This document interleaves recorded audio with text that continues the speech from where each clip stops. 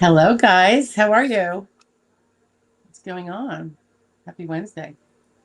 What do we say? Happy Hump Day. Do we still say that, or is that I'm probably a little too old for that, right? Okay. um, Kevin. Hi, Kevin. Good to see you. Tennessee, Morristown, Tennessee, right, Kevin? Earth One. Good to see you. Thank you. AF Vet. Always good to see you, pal. Kubi Dreams. Good to see you. Mike Page is in the house. Hi, Mike. Good to see you. Hey, brother. Good to see you. All right, so a lot of friendly faces here, but how about some questions? Anybody got anything exciting they want to ask about or anything of that nature? I should probably let me put something up here. See if there are any questions on the YouTube posts. Sometimes there's some there, and I do try to answer them all. I did do a bunch last night. What do we see? One of the more recent ones that I didn't respond to yet was asking about spouse with child and care benefits. And that was SZ, along with a child receiving DAC. Yeah, I don't know if he or she is here right now, but I would need to know more specifics about what you are interested in knowing about that, because it's quite a broad topic. Oh, another disabled adult child. This question was, I'm back at a hearing level for the new application, working on getting approved based on 12.05B listing. Conditions have worsened, no longer mentally fit. Parents are retired. Sister with Asperger's already has DAC. So when I get approved for SSI, which I applied for, is it possible to SSA? No. Okay, I'm just going to answer that question. The person was asking about, and this is my retro. I'm presuming over the age of 22, having a hearing. I'm assuming you're not saying you're proving it before your age 22, but you're wondering if, since your sister gets DAC, could you get DAC, disabled adult child benefits, since you're the sibling and you're disabled now? That would be no, unless you prove that you met the criteria and were disabled since some period before you turned 22, and it continued to the present. So if that's the case, yeah, you could get DAC as well. Depending on your age. I don't know how old you are. Sometimes when it's like 25 years later, which is not unusual, it's hard if you haven't kept all the medical records that go all the way back. I mean, I'm talking if it started in high school or before or was at birth. It's troublesome because they didn't keep records that long back then. And sometimes they still claim they don't, even though everything's digital. So go figure. So you could get DAC, but if you don't meet that burden of age 22, you'll be not able to get DAC. And you will be with the SSI, assuming you don't have your own work record, which it sounds like you don't, or else you would have mentioned that you were filing for that. Okay, let me get back to you guys, see if anyone. Yeah, okay. A couple questions in there. So anyway, that was just a little extra since we didn't have any questions. Everyone was just saying hello. I see Danny's in the house too. Deanna Houston. Good to see you, Deanna. I hope you're holding up there, girl. Happy Wednesday to you too. Okay, what do we got here? Let's see. It looks like this is kind of the first question. I don't think we've met. Am I going to, can I just call you Fun Scratcher? Z Shine Fun Scratcher. Nice to meet you. Like I said, I don't think we've met. He or she says, good afternoon. How can you get your limitations into your medical records of your doctor if your doctor won't fill out the RFC form? Okay. RFC forms, most doctors aren't going to fill them out, guys. That's just the way it is. And I can't even say that was a clunk because the tortoise just clunks back into the room. The vast majority won't fill them out. So don't take it too personally, although I would too, I suppose. And I'm sure they all have their own reasons. I know some of them can be because they recognize that they don't know what descriptors they would give and what those would mean under the SSA law. And I appreciate when they won't fill it out for that reason. Although sometimes we educate them on it, but some, and I'll get to that in a minute, but because if they say she's moderately limited in that, you know, and in this and in this, and that's really, you know, moderate means kind of like, it's not mild, it's just not extreme. And for many cases, the law that applies says something different. You can't just be moderately impaired in a gazillion areas. It has to be 2 markeds, and I say marked, guys. I know some people say marked. I say marked so we know for sure what we're talking about. And 1 extreme. So in some of those RFCs. And if they don't know that, they see you, I don't want to say at your best, but you actually made it to the doctor appointment and all that. So, you know, they're hesitant to say that, Maya, excuse yourself, out, come on. So that's one reason. And I appreciate that, because I don't like my client. In fact, it's kind of like a rule we have. Like, don't go and ask your doctor for a letter ad hoc. If we need a letter, we're gonna seek it out. And the doctor may or may not be willing. And I'd say 90% of the time or more, they are not. Once in a blue moon, you get one that's going to try to charge the client $500. I haven't seen that in a while, though. It's really ugly when they do that. The other thing is, a lot of times they work for a company that prohibits it. They don't want the risk of saying something wrong, and then they just hurt their own patient who now doesn't want to come back to them, and then they just lost that paying customer. So there's, you know, reasons like that. And then the third one might be, it takes them time, and time is money, and also time when they're probably very, very busy and probably working overtime as it is. So I think those are probably the 3 main reasons why they don't do it. There are the ones that have, well, a bunch, like a large portion of the ones that I've seen that have, and again, you only want to ask for it when you have a reason to, they have just required that the person make an appointment, so they get a paying appointment. I think that sounds kind of fair. And while they're there examining you, it's really more of a verbal discussion, and maybe they check your heart, I don't know. And that's how they get paid to do it, if they're not otherwise prohibited by the enterprise they work for. So really, the RFC form is not something that I would expect. We don't hang our hat on that at all. That is not something that is even a twinkle in the eye. We try to build strong from the foundation without having to try to do all those begging things with a doctor who's probably going to say no anyway. And then if he does it, you don't know what he's going to say. What if he's just ticked off at people that file for SSD in general? Maybe just a biased person, and decides to really go to town on, you know, the things that would weaken any suggestion that you can't do certain work activities sufficiently to get any job. That's a risk. And that's probably the biggest one I always say to people: don't just go and ask your doctor. And I always say, don't even tell your doctor you're filing unless you have some grand reason to know that he is highly supportive. My opinion.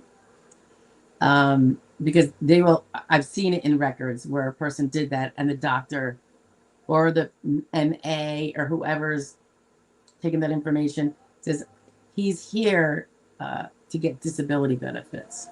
It just looks very mercenary. All right. So the other way to get your limitations in your medical records is really more of a more patient, durational way to do it. It's really the best way to do it. It's the most natural, and it's going to have the most clout. Way more than a doctor filling out an RFC form that probably doesn't even match his records, in which case they often give it very little weight. And that would be regularly complaining to your doctor, all of them, at every visit. I know some specialists are not going to want to hear about what's over here, you know, that's not related to what they're treating you for, but do the best you can. And definitely your PCP should be taking this information, and the specialist to which it applies. So every visit, you're saying the same thing. Now, as we all know, a lot of times they don't bother putting that in your record, what you complained about, which is flabbergasting to me, because that's where their beginning of their information comes as to what's even a problem. What's actually affecting the person. So you know, one of the ways that people can now, most people anyway, can now supplement that lack of their taking the time to actually record what you say is by sending periodic updates through the portal messaging thing for that doctor. And that's personally, I think, a really, you know, if you've got a doctor that's not going to be properly documenting your complaints, and that's not uncommon, you guys may have seen that already. That is a way to, and I wouldn't say go in there every day. You're not trying to harass them. I would say a week or two before, maybe the week before your, maybe within the week before your next appointment, to say, I just wanted to get the symptoms in here because, you know, I know you may not have a lot of time at my visit. This is what's been going on. Don't say it's because I want you to document this in my record. You're already kind of doing that by putting a message in the portal because that's now part of your official record. Keep it short and sweet. Try not to like run it through ChatGPT and look like you're a rock star. You know, just short and sweet. Like if you have IBS and you're going to the bathroom, you know, 3 times an hour, then that's the kind of thing, aside from having a journal, so you know exactly how often you're going and how many days a week that's happening and the duration and stuff like that, you can sum it up in the portal. Also keep the journal because that's something else we can send in maybe every 3 months, every 6 months, whatever. But if you've been kind of reporting it before the next appointment, because you could say something like, you know, I've been going to the bathroom quite a bit lately, so I'm not sure the medication's working. Can we definitely review this at my next appointment? You just got your evidence in there and you got it for a good, solid reason. You have an appointment coming up and you want this to be addressed. Same can be true for symptomatic back problems. Not so much the journaling, although in theory you could do that too. But if your back has been worse, you know, or not remediated by that medicine he gave you, or the PT, or the or it's been a little bit helpful with the PT, but still you're having all these problems. Not a bad thing to share. You know, like I still can't make it to my mailbox and back, you know, doc. And so I'm hoping we can review more options to see if there's some other conservative therapies or you know, am I only looking at surgery, or, you know, but throwing out the questions, not telling the doctor the answer because that's his decision about what he would recommend. But you can throw out things that you know exist in terms of conservative therapies and say, do you think this would work? Can we talk about this at my next appointment? And then the other time is sometimes the appointments are really far in between, like let's say it's 4 months. And that would not be that abnormal for a specialist appointment, or when there's just a chronic problem. Sometimes smack in the middle, just throw it in there, like just keeping you updated my file. So when I do have my next appointment, doc, you know what's been going on. I'm journaling it a bit, but as of now, this is how it's going. Obviously, if you're doing super well, you probably don't want to message that. You know, what was the other thing about that I wanted to say? Something about the messaging. I can't think of it. But those are the ways I think it's best to get your limitations into the medical record, because then it's probably going to be talked about, and then he's going to actually read it too. And now you've got it in there twice, because what the SSA needs to see is not a snapshot once a year that you complain about something, but if that's got a continuum, because remember, there's a 12-month durational requirement for all cases. So something to think about. All right.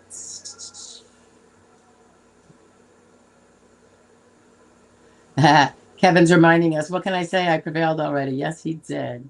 We love that he comes back and shares that positivity and says hello. You can still ask questions, Kevin, though. Things come up post award. YouTube 1970 says, good afternoon. Good afternoon to you, too. Now we have Paul Resendez. Hi, Paul. I don't think we've met. Nice to meet you. Thanks for showing up.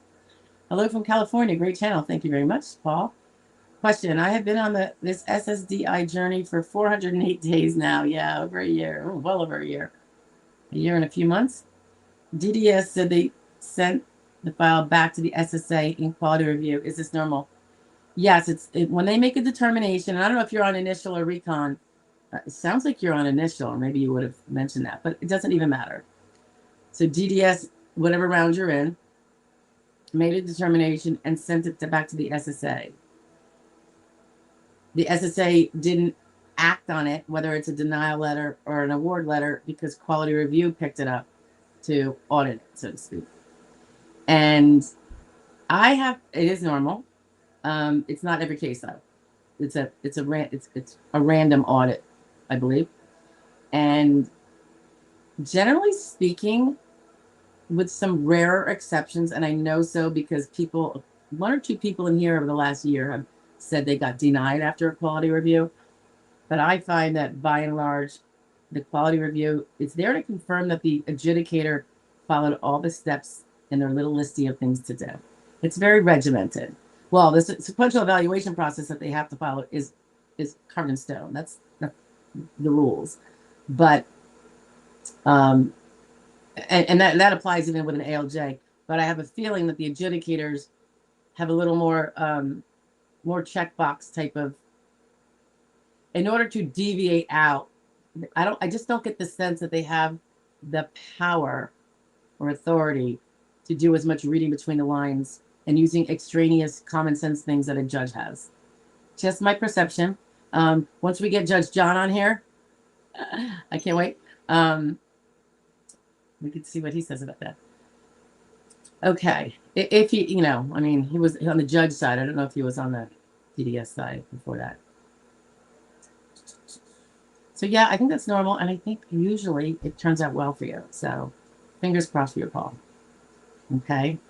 And if it doesn't and it slides sideways, just do what you have to do. If it slides sideways, I mean, that means you'd get a denial, right? And we never know for sure. Did the DDS guy deny it? Quality review took it. Quality review agreed with him that it's a denial and sent it on its way.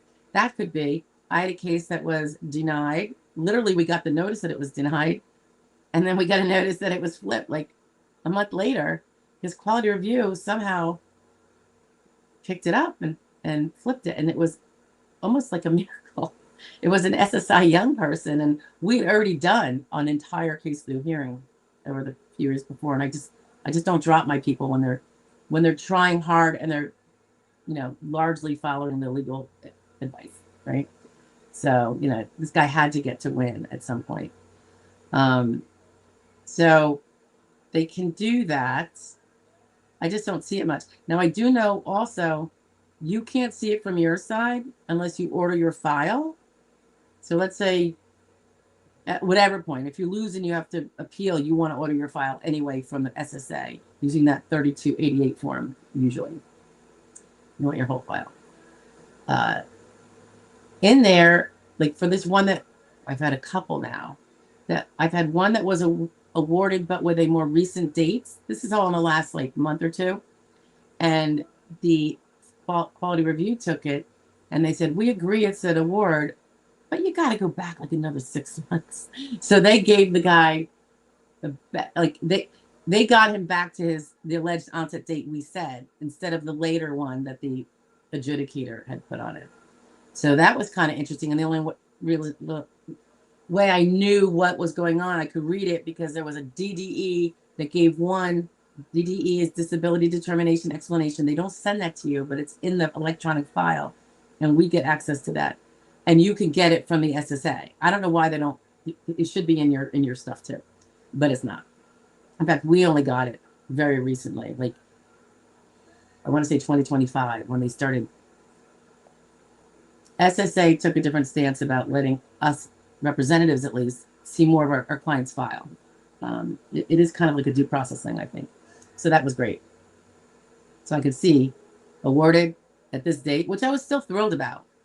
This whole thing is very stressful. You guys all know, and I just love it when my people can win earlier, but sometimes they do end up giving up some back benefits. And then I saw the next DD, so I'm like, why is there two?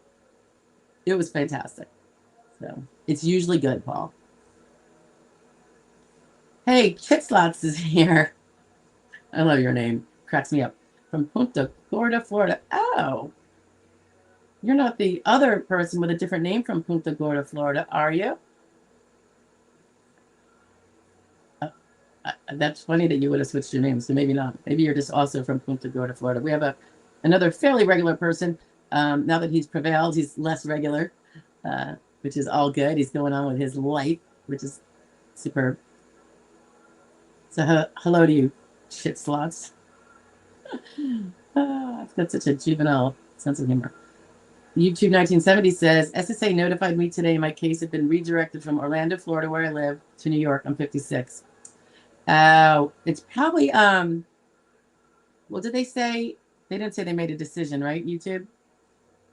I think probably it's an overload, like work, they supplement the work process to help a busy office. Could be.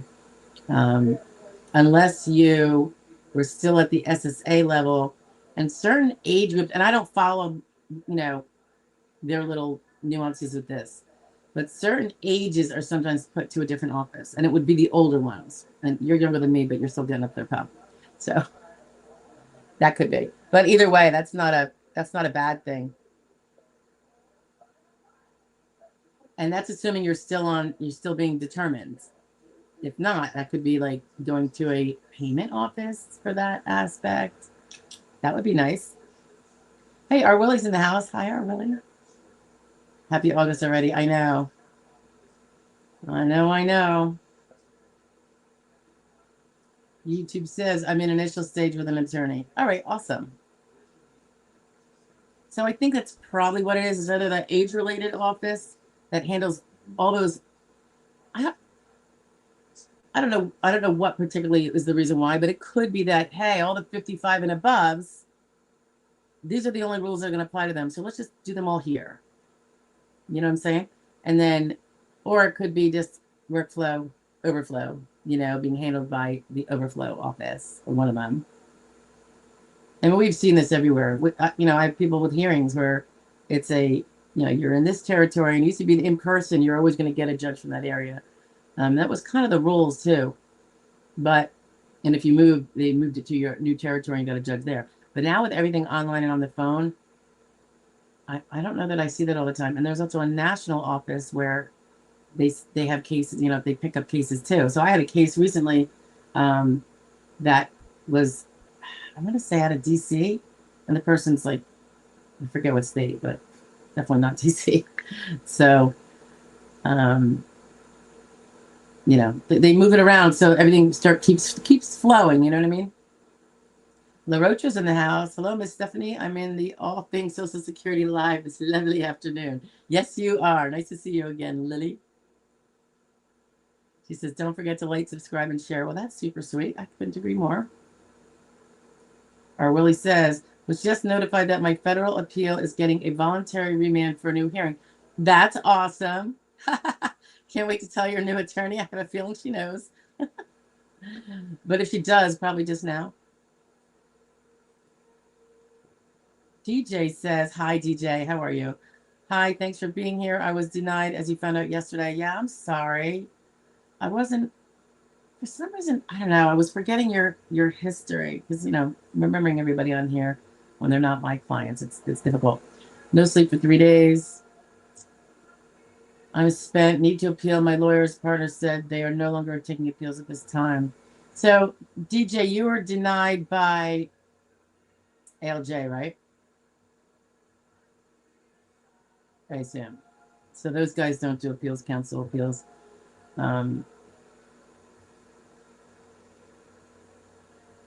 Yeah, a meeting. Okay, then he says, I'm meeting with another next week for 30-minute consultation, see where it goes. DJ says, ALJ mostly found some notes or records from doctors that didn't state I was as bad as I shared in his opinion. There's various reasons he decided what he decided. You're very gracious, and you're not wrong. I just know some people are a little bit more, you know, reactive when they get a denial. You know, because some people are having a hard time paying bills. DJ, I feel like did we talk about this before? I don't recall your category, but if you want them to see if it's got an opening with us, you could do that. I'm really sorry. I know you're down and out about this. I can't guarantee it though, because did we look at it before and did we look at it before? And was it not a category? Was it a category that was waitlisted? Or did we never because you had an attorney? I don't remember. And then I hadn't seen you in probably a few months, right? But I'm really sorry about the results of that.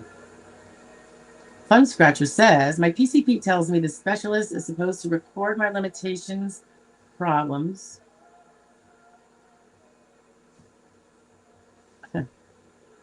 It's true. And then my specialist says my PCP is supposed to do it. You know, they're both supposed to do it.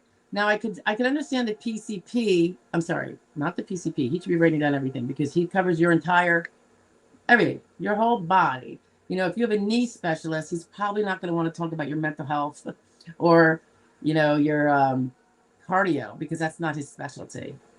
But so I'm going to go with the specialist on this one. But the specialist should definitely be recording everything about the knee complaints, assuming that was, you know, whatever your specialist is for. That's my opinion. I don't know that anyone could really dispute it. It just seems kind of medically logical. And again, they can't stop you from sending a message in the portal. Just don't make it worthless by sending it every day. Do it.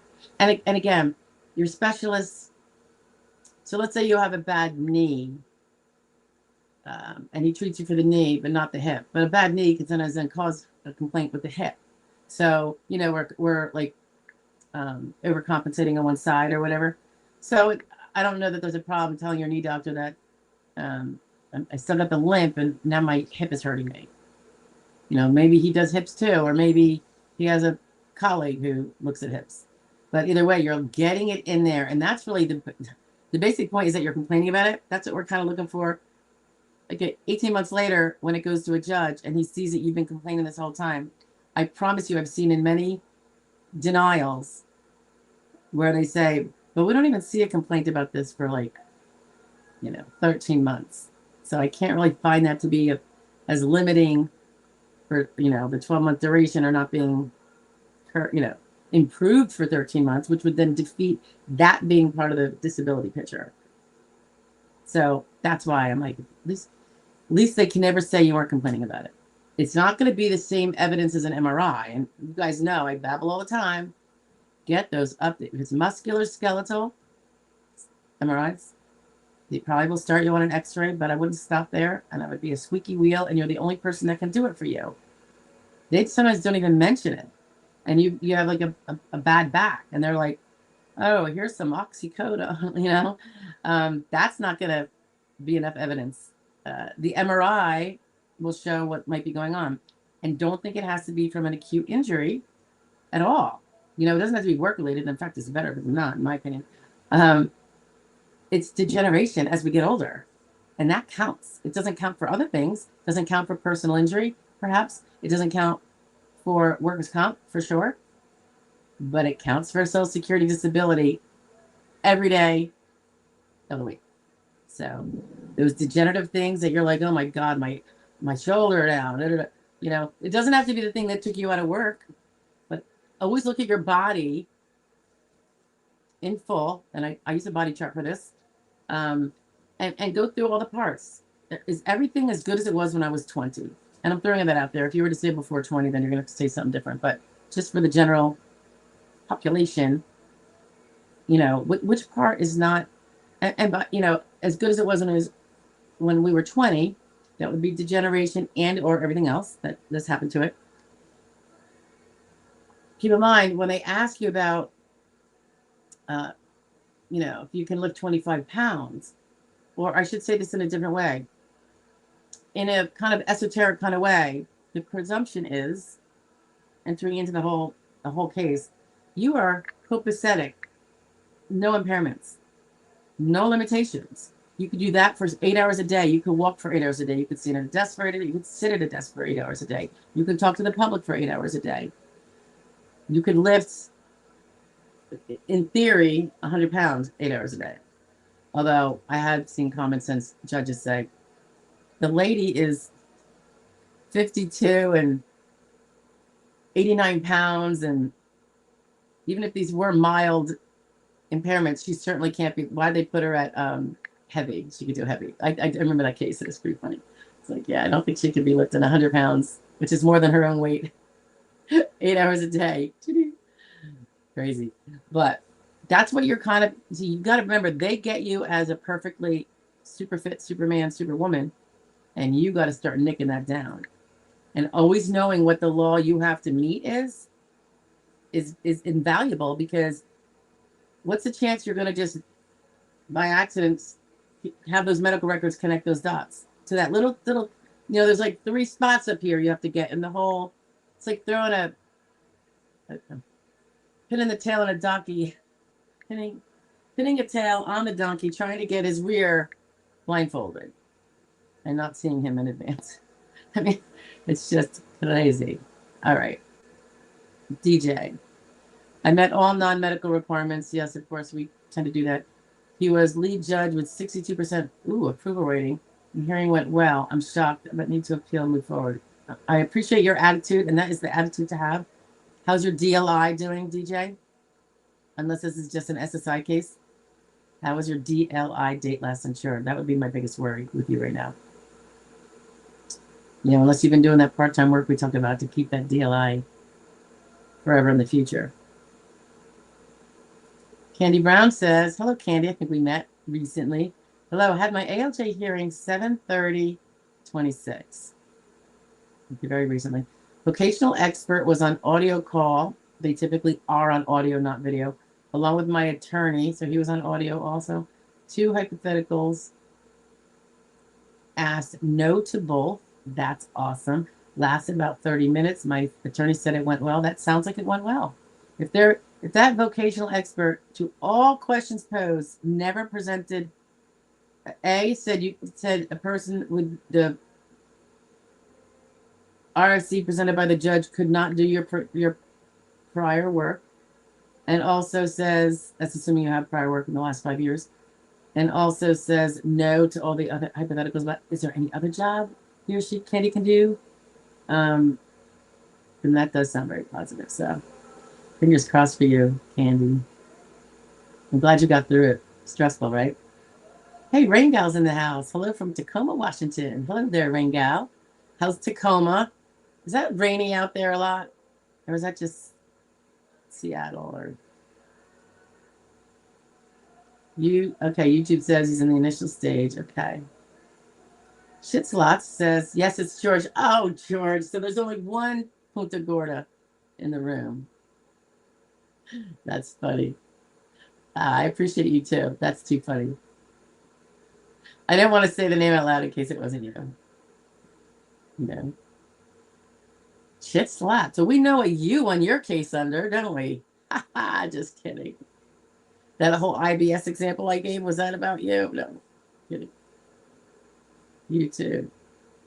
You're welcome, you too. Hey, David's in the house. David, I don't think we've met, have we? Your name wouldn't be one that would stand out. During a hearing, how do hypothetical questions work? What is the judge asking during this phase? Okay, so after all the evidence has been presented, you've done your spiel, answered the questions, or presented your own statements about your limitations and symptoms and stuff like that stem from your impairments, and all work questions have been resolved. Then the VE is the one on the stand, and he or she usually will categorize any prior work you had. Did you have prior work in the last 5 years that has to be considered or no? And if you did one job or more than one job, the VE will have it categorized. The exertional level, the skill level of that job, and things of that nature. Okay, the RFC basically. And once your past relevant work is done, then the judge gives the VE the first hypothetical. Sometimes there's one hypothetical. I've seen 7. It can vary. I'm sure there's been ones with more, maybe. That one was pretty long. It's kind of incredible. And so the judge, creates an RFC that he thinks might be, possibly is, what he would find after re-reviewing the medical records after all your testimony and the hearing's over.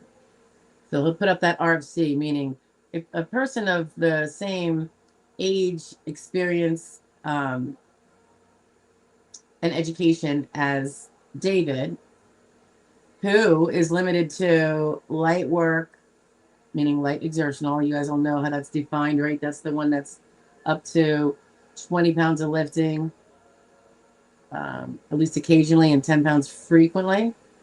Occasionally is 1/3 of the day. Frequently is 2/3 of the day. And light also includes the ability to be on your feet. So you can't, if you're relegated to sitting most of the day, you're not capable of doing light work. You'd be sedentary.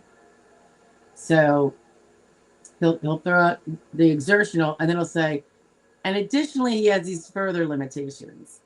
He can only use his right arm frequently, not constantly. Because remember, it could be constant, frequent, occasional, or not at all, basically. But they don't really ever seem to say that. So he'll give them whatever's in your, like whatever he's picking out from your file. Usually it's the serious stuff you put out there that you claimed and there was evidence to back it up. Now, in my opinion, they often go a little overestimation when they give the hypothetical. Like a person with significant rheumatoid arthritis in their hands, I'll see them all the time say, limited to frequently. She can't do constant hand use with her job. The job can't require constant hand use, but frequent's okay. I'm like, who can do 6 to 8 hours with their hands if they have hand rheumatoid arthritis symptoms? It just doesn't make sense. So, or whatever it is. It could be osteoarthritis. But I do see that a lot. That's one of my biggest gripes, is that they underplay hand limitations. Because if they said occasional, those jobs, they know that it nicks out a ton of sedentary jobs. Ton. Because think about it, sedentary jobs. Desk doing this. It could be small assembly work in a factory where you could be sitting and putting together these little tiny things. So they don't want to get rid of that. So they'll put it frequently. And it bugs me to no end. And I almost always bring it up at a hearing because it really ticks me off. But anyway, they'll get through all the limitations of you, not of you, sorry, of the hypothetical person that may later be attributed to, yes, David fits this hypothetical person. And then depending on what the VE said, yes, there are jobs here that hypothetical person can do. And he usually has to list 3. Or no, there's no jobs. Or there's only 1 or 2. Then there's a more kind of esoteric question of, well, the job numbers that he has to give for each of those jobs that the hypothetical person can do, are those significant in the economy? Meaning, do the jobs exist? Not whether there's openings or anything like that, but do the positions exist in substantial numbers? We don't have any kind of bright line rule on what is substantial. I was always under the impression that a few thousand certainly wouldn't be. Although I just had a judge say that I can't remember the job. I'm sorry to say it. I have to go re-listen to the audio, but at 21,000, since it was the only job, maybe that's why, was not substantial. So that wasn't going to be counted as something the person could do. Anyway, so then if the VE at the end of that hypothetical, David says, yeah, there's these jobs, then if you're your own attorney, it's your job. The judge will maybe give him another hypothetical. He might change it from light to sedentary. He might keep it at light, but then add more manipulative limitations, a difference there. Like maybe he'll go from frequently with the hands to occasional. It could be whatever he's going to throw in as an additional limitation that he thinks the record might support when he reviews it all again later with the testimony. And then that usually it either will have additional, other jobs that could be done with that more limited RFC, or not, or no jobs. And sometimes they'll do the hypothetical addition. All right, for any of those jobs you mentioned above, Mr. VE, if a person is going to be off task 20% of the day due to medical symptoms, pain, mental distraction, whatever, would those jobs still be performable satisfactorily by that hypothetical person? And you're going to hear a no. So he just left a hypothetical at the bottom, about the off-taskness, that if he decides you would be off task for 20% of the workday outside of normal breaks, he would find you disabled. But don't count on him to necessarily do that. A lot of times they ask the question because they know if there's an attorney on board, the attorney's going to definitely put that in there. So some judges go ahead and do it themselves. I'd say it's like 50-50. But I always do if they don't do it, of course. And also absenteeism. There's a limit to how much a new worker can be absent and not get canned. So usually I pose it as asking the VE his opinion on what that number is. What is the standard in your opinion of acceptable absenteeism? And I usually hear 1 day a month. Years ago, 5, 6, 7 years ago, I used to hear 2 to 3. I know one VE said 3. You could just be out 3 days every month as a new worker and not get yourself canned. I said, really? I said, so 3 times 12. That's 36 days, 6 days a year, huh? Is that right? Huh. Which jobs would that be? I want to go get it, you know? Like, it's just ridiculous. Like, that's so false. I don't know any employer besides like Uncle Johnny that hires, you know, the nephew or the niece that would tolerate it. So they're kind of getting away from that. And I really have not heard that kind of silliness in a while. Anyway, how's that for hypotheticals? You want no matter what, even if it has to be you doing it or your attorney, to get to a hypothetical that has 0 jobs. That you know those limitations that you add in, you believe are substantially established in the medical record. In this section F, guys, if you're looking at your own file. And that doesn't mean the judge is going to take your hypothetical, though. Of course not. He's probably going to take one of his own. But you're kind of lining it up, you know, knowing he's going to do that. Sometimes you put it in there for appealing purposes. And it doesn't change it doesn't necessarily affect whether you're going to get the remand or not. Because if they think he followed all the steps that he needed to legally follow to come to his conclusion, he didn't have to find that you would be absentee, you know, that many days that you believe you would. So there's quite a bit of discretion there. The more evidence you can get of absenteeism is awesome. Let me just toss this out there, guys. If you can get your old attendance records, like at your last job, and maybe that was like a year ago and then you filed, or like your alleged onset date is the day after that job, and you were having bad attendance, and it was the writing was on the wall, or you got fired for it, you might have left because you're like, this is ridiculous and I can't do it anymore. You can get those, the personnel record that shows which days you are out, the attendance overall. And then usually the pay stubs will sometimes say of every paycheck which ones were paid under sick time that you had. And then if you had to go on FMLA, more time off, or unapproved, which is when you know you're going to probably get canned eventually. So definitely something to dig up if you have that. You can go around it. That's very objective. It's already showing that you already had an absenteeism problem. So it's not you just saying it to the judge today. You know, you would have already sent that to him. Like, absenteeism was a big problem, and I'm not better than I was, you know. Kathy Clayton's in the house. Hi, Kathy. Happy Wednesday. David says, had a remanded hearing this morning from Appeals Council. Oh, so the Appeals Council had remanded it already, and then you had that second hearing with the same judge, probably, right, David? Unless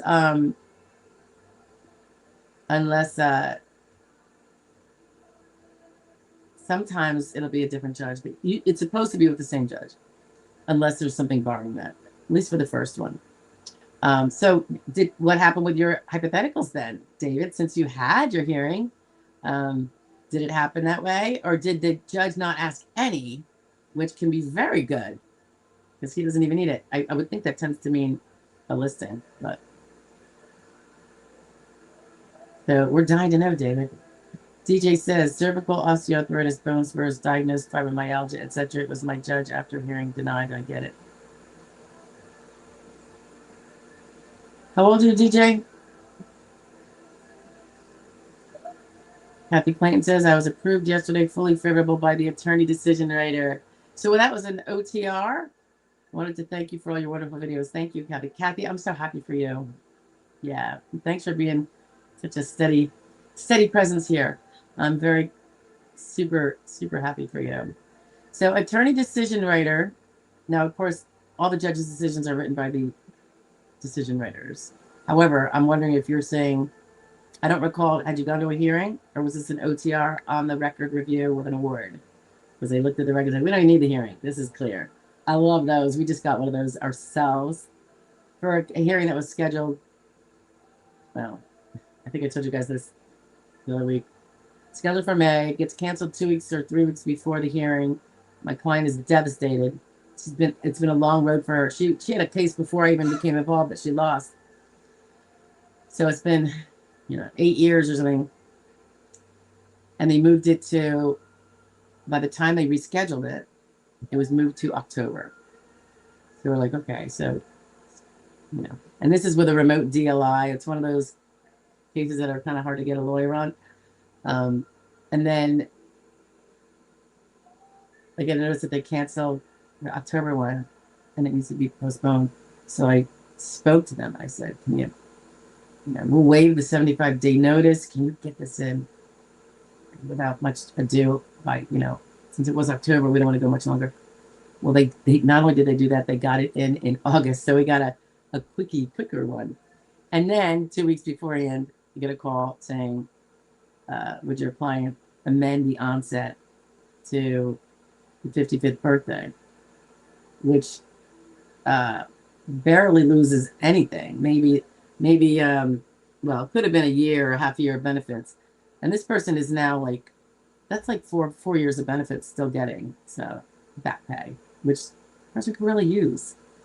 It's been a very rough economic time for her. So very excited about that. So right now we're in the post-hearing, post-award, situation.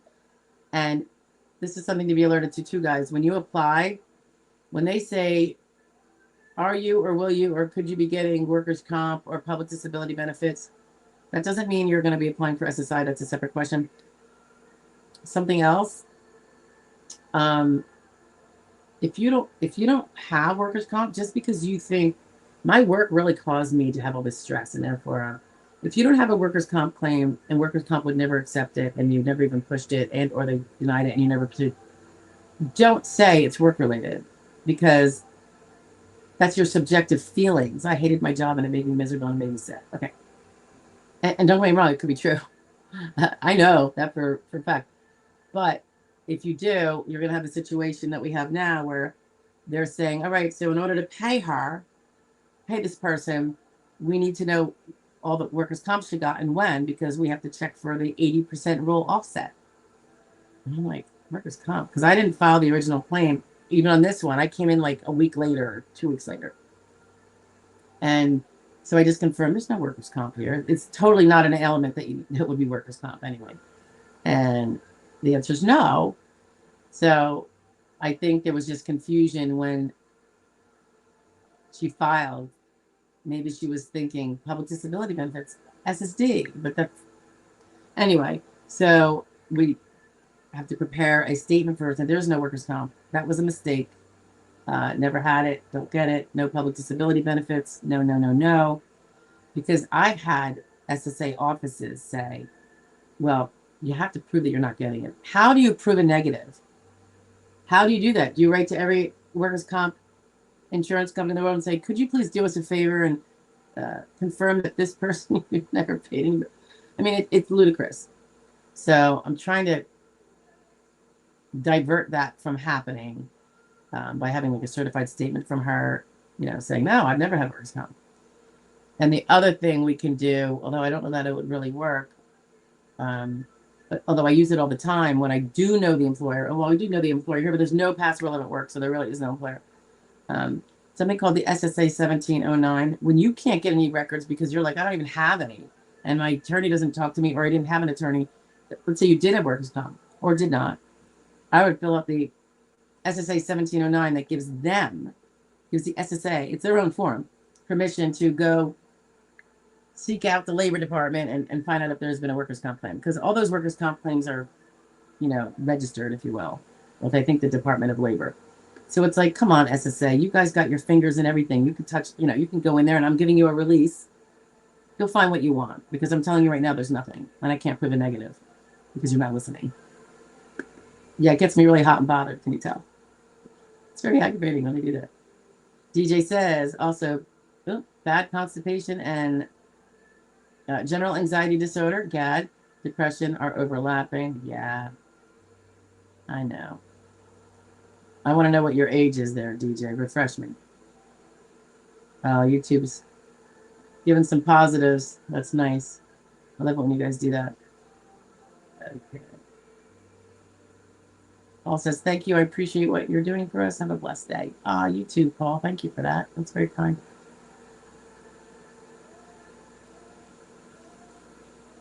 Fun Scratcher says, I'll be 45 in November. My limitations are weakness, pain, numbness in arms and legs, etc.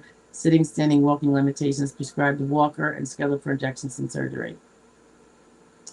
You know what? The biggest thing that points out to me here, Fun Scratcher, is the prescribed walker. Now, if they say you need a walker when you're going to walk a mile. Oops. Hi, Tosh. Just going to see Tasha back there. Hi, Tosh.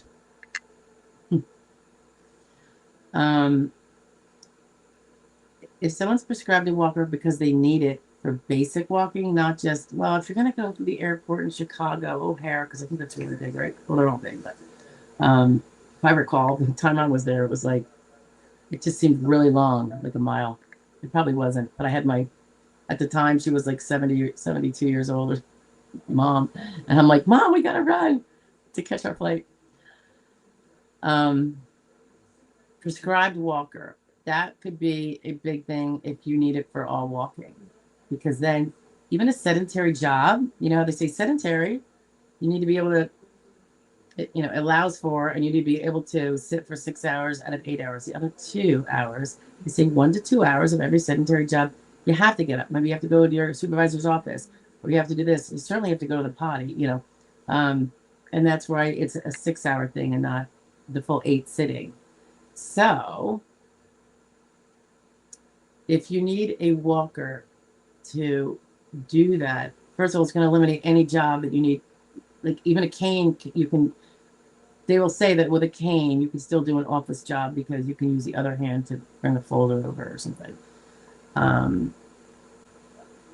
And, you know, that's the argument on that. But with a walker, you don't have that one arm. And then the question is, with the walker, are you still weak? Is it the sit down kind so you can turn around and sit? Because you couldn't really go more than 50 feet with the walker, and you can't do it, you know, repeatedly throughout the day. So the extent to which you use and need that prescribed walker, I think is really important. It would be nice if the doctor expressed how much they expect that you would need to use it. I know that might not be hard, might not be easy for them to say, but you can always describe to them in a portal message, maybe. I would do it verbally too. Like, don't negate the verbal connection with your doctor just because you also like to put a confirming note in the portal. Oh, I love that song. That would help if you're not using it just here and there, or when you have a flare up of something, which could be every few months, which isn't going to really hold as much water. That prescribed walker can speak a lot of volumes. Injections are good because they are definitely indicative of significant pain. And of course, surgery is, you know, the king of it all in certain ways. But sometimes we're not really good candidates for surgery. Or we've had surgery and it failed, and we don't think our body is going to be amenable the second time when the discs did not do it the first time. DJ says, DLI good. I said, good. Sadly, he used my part-time job as proof I can do new jobs. Well, part-time does not mean proof of full-time, so I suspect he didn't word it that way because I assume it was different than my past work. Was it skilled or unskilled? Yeah, I can't know anything without seeing it. I've never had a case denied because of part-time work, you know, under SGA. This never happens. So I don't think that would have happened. There must have been something lacking in your evidence, you know, to show the severity. I mean, obviously, if you're doing job as a construction laborer, making, what did you say, $900 a month?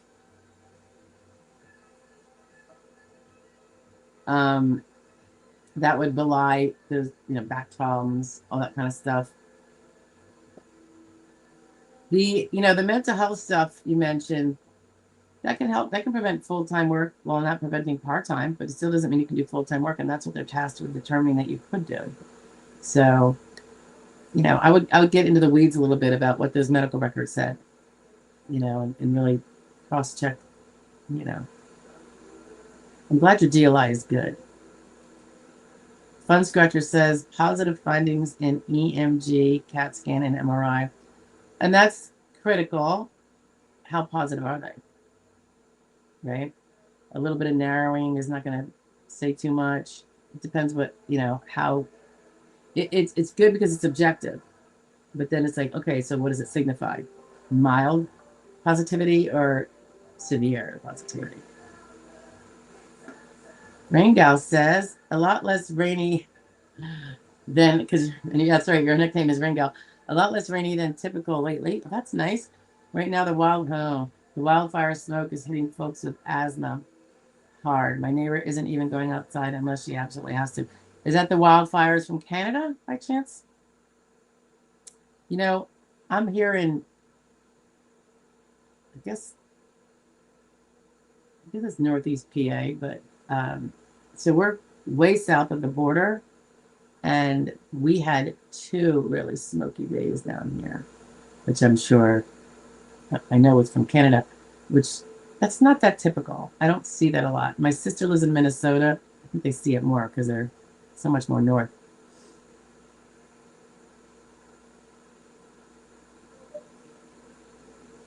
Kathy says, letter said attorney advisor. Yeah, Kathy, was that, did you have the hearing, or was that before your hearing? Did you answer that question? Did we go over that? Like, was it an OTR?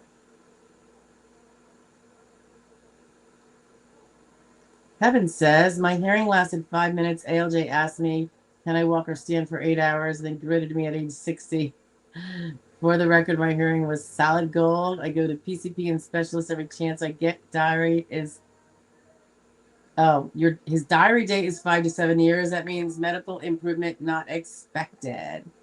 So he doesn't get a CDR for 5 to 7 years. And by then, dear Kevin will be gracing the doorsteps to retirement and won't be on disability very long anyway. So anyway, that's awesome, Kevin.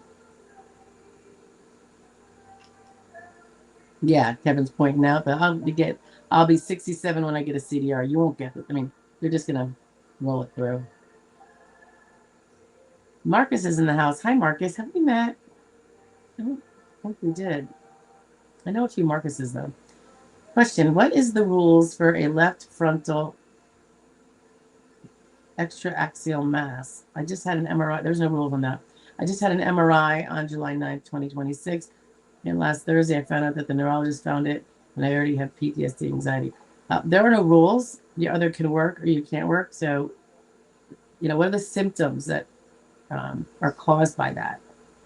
Was there symptoms, and that's why you had the test done, and now they see the cause of the symptoms? And what are those symptoms? If the symptoms say I can't run the 26-mile marathon anymore like I do every year because it'll start to hurt after like mile 14, that's probably not going to be enough. I'm being funny, but I'm just saying, like, you have to, it's your symptoms and the functioning limitations that stem from the impairments. You proved you have an impairment, which is a mass on your, left frontal extraaxial. But what is the symptom? And where does it interfere with work-related tasks?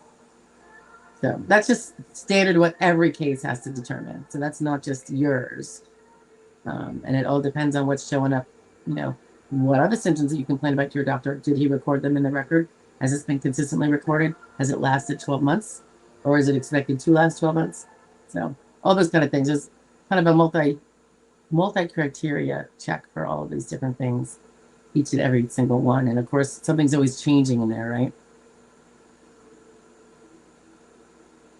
And the rules also depend upon your vocational profile, age, education, experience. So age being the most critical factor to start with. Chell says, hi, Chell, I don't think we met. Looks like you're water skiing. It's very nice. I haven't done that since I was very young. I need a consultation I can pay for. Oh, the assigned firm's legal rep says no function of court advice going to give a. That means I don't want to. Got denied, but you discuss it. I want you to feel incomplete based on your videos. Oh, incompetent. Wow. See, I can't stand it when they say legal rep. Are they lawyers, non-lawyers? I mean, not that defines whether they're good or not. By all means. We've got some really bad lawyers. We've got some really bad non-attorney reps. We've got some really good ones on both sides. It really depends on intention. It's all their choice, really. So, yeah, just I should put it in there. If you go to the website, I'm just going to get you the link.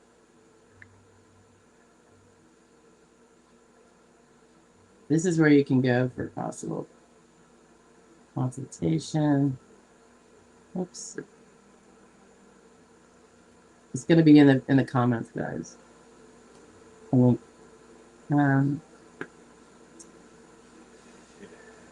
Is the assigned firm someone that you got assigned to by, say, your insurance company or something like that? But anyway, consultation is there. You'll see on that page, well, up on the upper left of that page, you'd see a link for representation if that was something you needed to consider and you wanted us to consider whether we have an opening in your category. But I'm sorry that you went with a company outfit like that. That's ridiculous. David has a different judge. Oh, you had a different judge on remand, right? You said you were in it. Had 5 hypotheticals, no one with no 1 3. I don't want that. I don't know what you mean by that. No 1 3.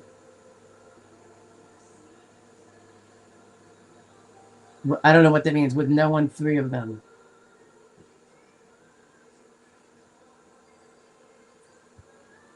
No one. I mean, it sounds like you had 3 possible jobs, or do you mean none of them had 3 jobs offered? Right? I'm not sure what you mean. I think that's what you mean. None of them had the availability of 3 jobs that the VE can come up with.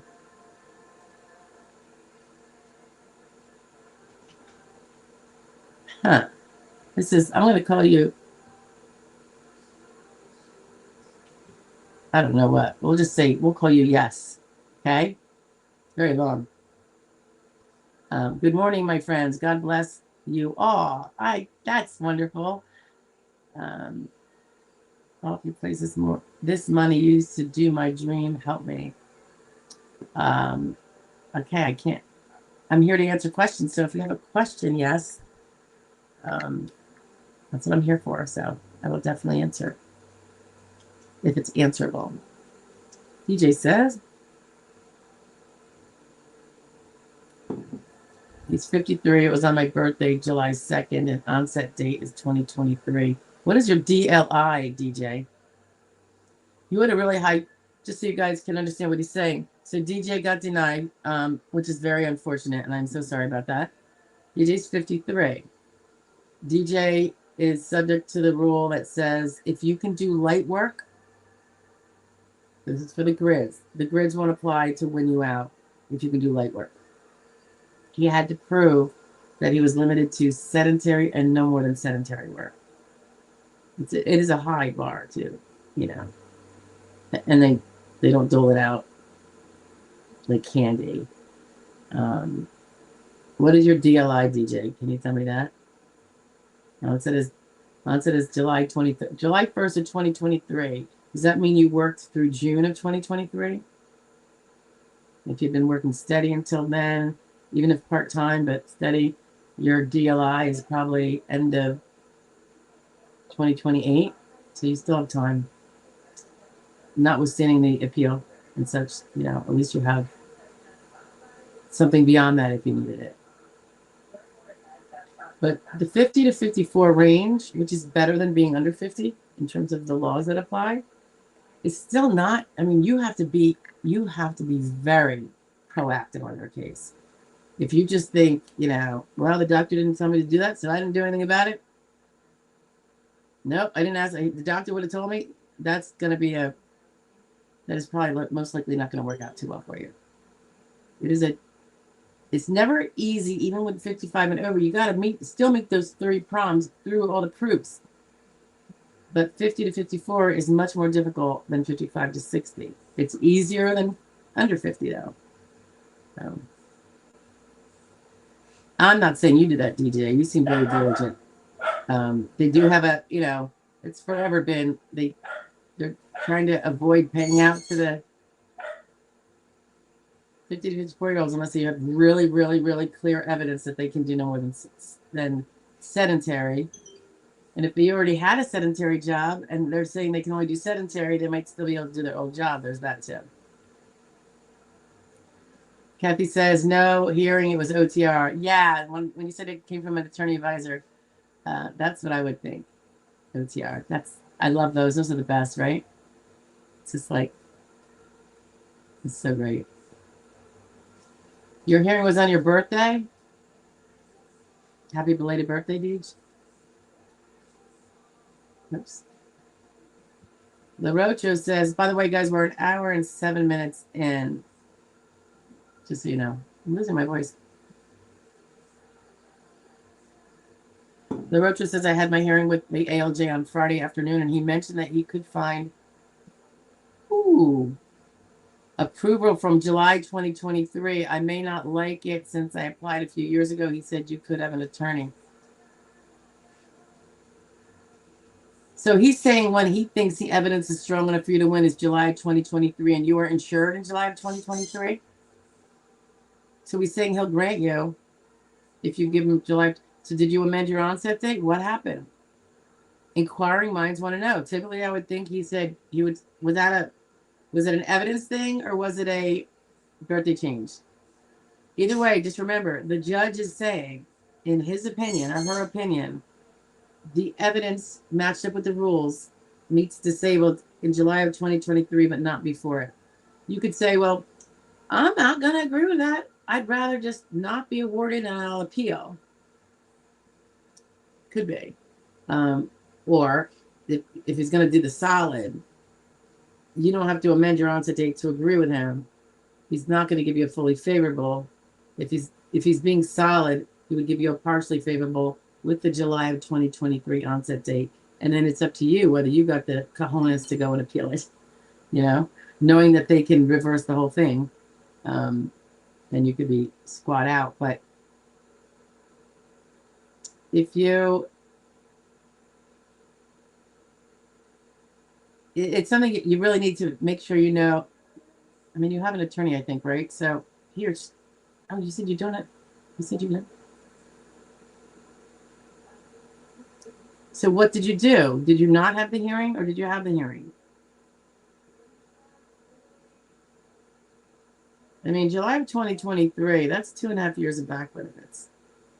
Think long and hard about whether you want to continue the process and go another year or two or, you know, whatever, because you'll have to, that's if you're appealing it. Now, if he does the solid and awards what he's suggesting he's finding, even if you don't agree, then he can't give you a fully favorable, a partially favorable. You can appeal the partially favorable, and you will still continue to get your benefits that he awarded you, even though you're appealing the onset.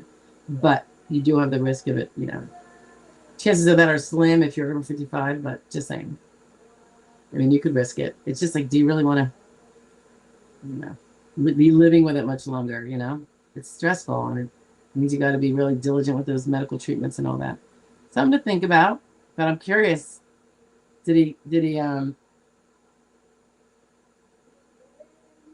I mean, did you amend your onset to what he said? Did he ask you to? Oh, what happened? I assume you don't have a result now, whatever you did. Fun scratches an ambulatory gait. That's the walker. You prescribed it because I had fallen twice due to weakness. Ah, yeah. So you use it whenever you're walking. Do you maybe not? I mean, I don't think it's fair to say someone has to use it every second in their house. I mean, if you have furniture, that seems to me like not a bad thing. But even with the walker, are you subject to weakness? Maybe you haven't fallen yet, but does your legs still get weak because you're still holding up your body, just a little less so because of your arms, right? Just wondering. Lily says, reference above, you could have an attorney call me to request what you would like. So did you have your hearing? Did he take your full-blown testimony? Or did he present this right up front to see if he had to bother? You know? So did you literally cancel your hearing and postpone it because you didn't like what he offered? And you could have said, no, I don't want to wait and get another attorney. I just want to push the hearing forward, but I'm not agreeing to any earlier date. I mean, you could have said that. And then he would have taken testimony then, and then he probably would have given you the partially hearable, the one you don't like. And then it would be on you to appeal it. But you at least have those. I'm curious what an attorney will tell you when the time comes. Will they say, well, I mean, because it's always up to you. But will they be like, I'm not really comfortable taking this to a judge when we already know what he thinks. Unless, Lily, is there missing evidence in your file that would point more strongly to before July of 2023? I don't know what date you applied and said you were disabled as of. I don't know. You know what I mean? If there was missing evidence that the judge didn't get to see, because he doesn't agree with you, and he's looking at the records and he's very experienced, he or she. So just wanted. Phone Scratcher says, yes, it's a rollator walker, and he does not state in the chart the reason for it. I mean, the reason for a walker generally is because you need it to walk. So that's already like a given. And if it's prescribed, as opposed to you just deciding you needed one and going to a used, finding one in the thrift and using it, which does not make it medically necessary, it's got to be prescribed. At the very least, there's got to be a lot of rhetoric in the regulator. Urge her to get a walker. And if someone ever does that, if a doctor ever does say get a cane, ask them to prescribe it. It doesn't mean that you're going to save money using the prescription. You can still go to CVS and just pick it off the rack, but then it's in the record as medically necessary because you prescribed it by a medical professional. So.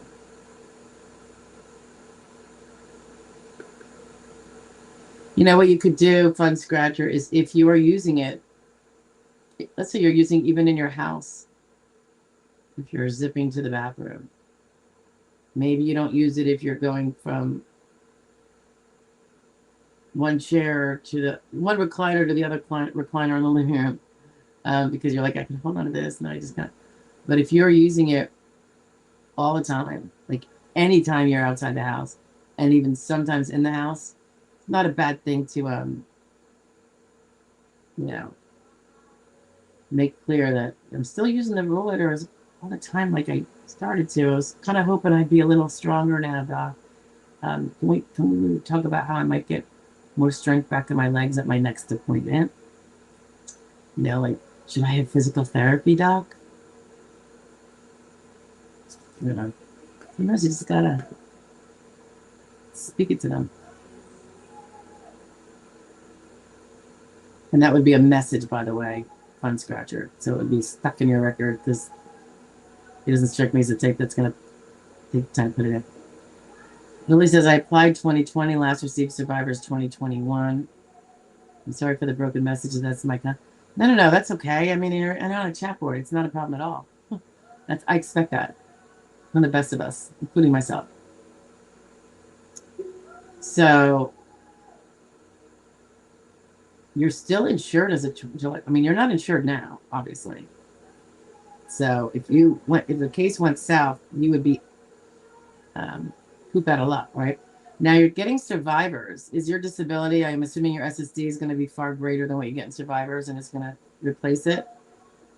Because if your survivors was more, might not be, the whole, worth the whole thing at this point, except that you want that maybe that 1 year from 20 to 2021. I don't know. And if you applied in 2020, doesn't mean that was your alleged onset. It could have been 2019, 2018, something like that.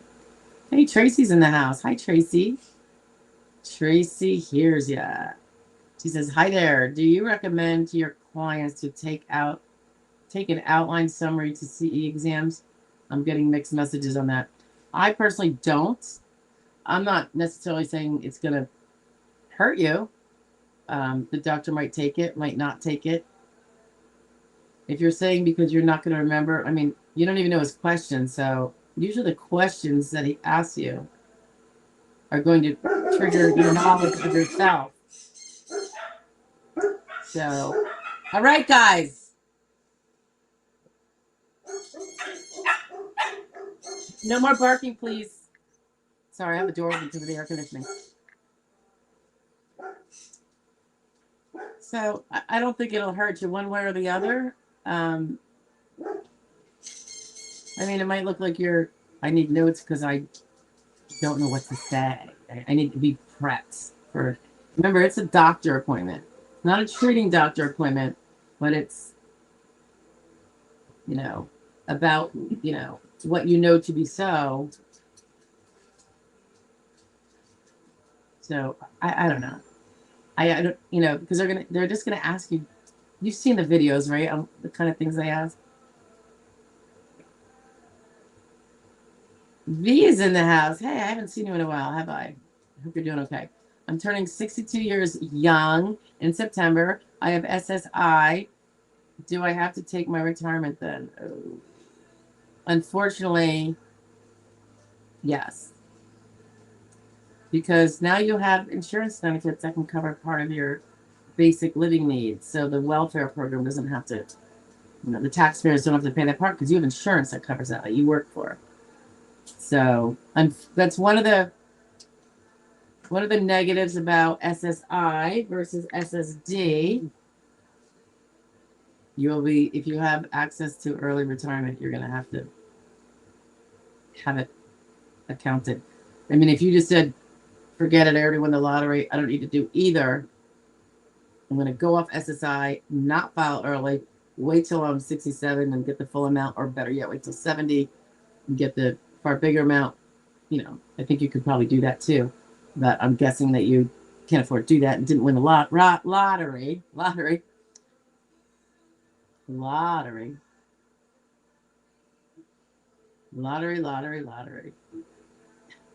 husband just got his new school loan monthly bill. It's not pretty. They kind of put off everything since COVID, so they didn't look at new tax returns and stuff. So it's quite a hike. So not in the cheeriest of moods. I think he's still in shell shock, and it's been like a week. Doesn't kick in until October, but still. Yeah, and because of that, we're putting together.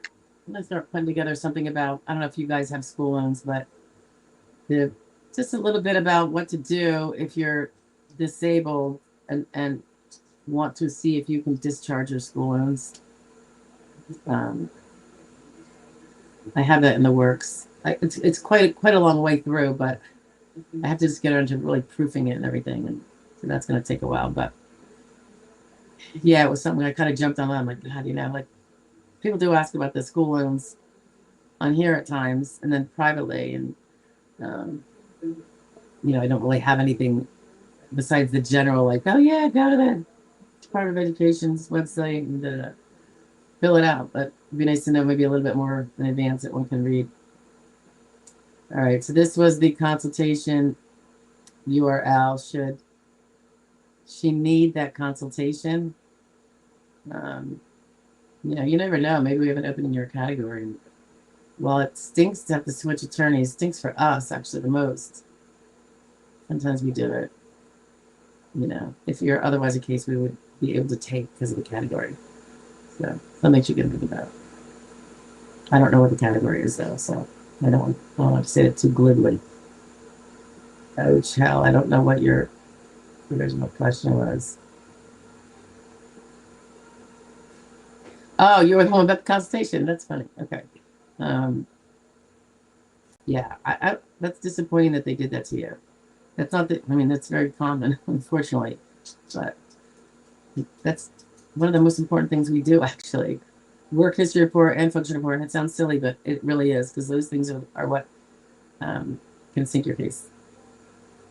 And for not just like discretionary reasons, but like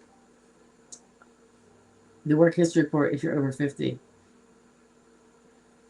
it's very critical. It's super critical. Ringo says, where our fathers are in Spokane, and other in Washington, okay, 7 hours east. So you're not talking about the Canada fires. Multipliers since August 1st, most are still less than 15% contained. Is that because you have it so dry right now? It's your dry spell? Because like we were saying, you're saying it's drier than usual in terms of rain. Some intentionally set. Yeah, what are these pyromaniacs? Gosh, they should be in jail for life. Sorry. Look at that. Intentionally set. Comparisons to Palisades and Miami. See, I haven't been watching the news. Sorry. Not like the environmental news. In a few days, actually. I'm so sorry to hear that. I'm glad it's not near you, though, but I'm sorry for the people that it is near. And I know people in Spokane.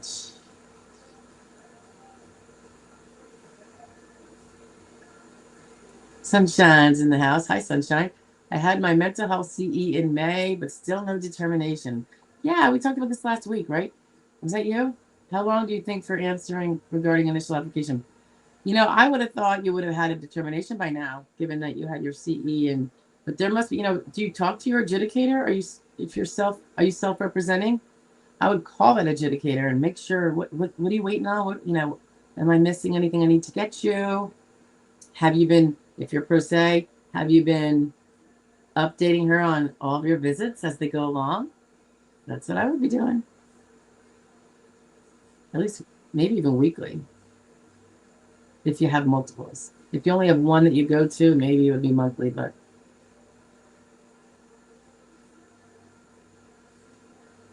Kathy Clayton said, on my approval letter, I noticed this sentence. The appeals council may review my decision within 60 days if they decide. That's standard language in everyone. So I wouldn't worry about it. It's a fact, but it's in every letter. Should I put the back pay money up until 60 days?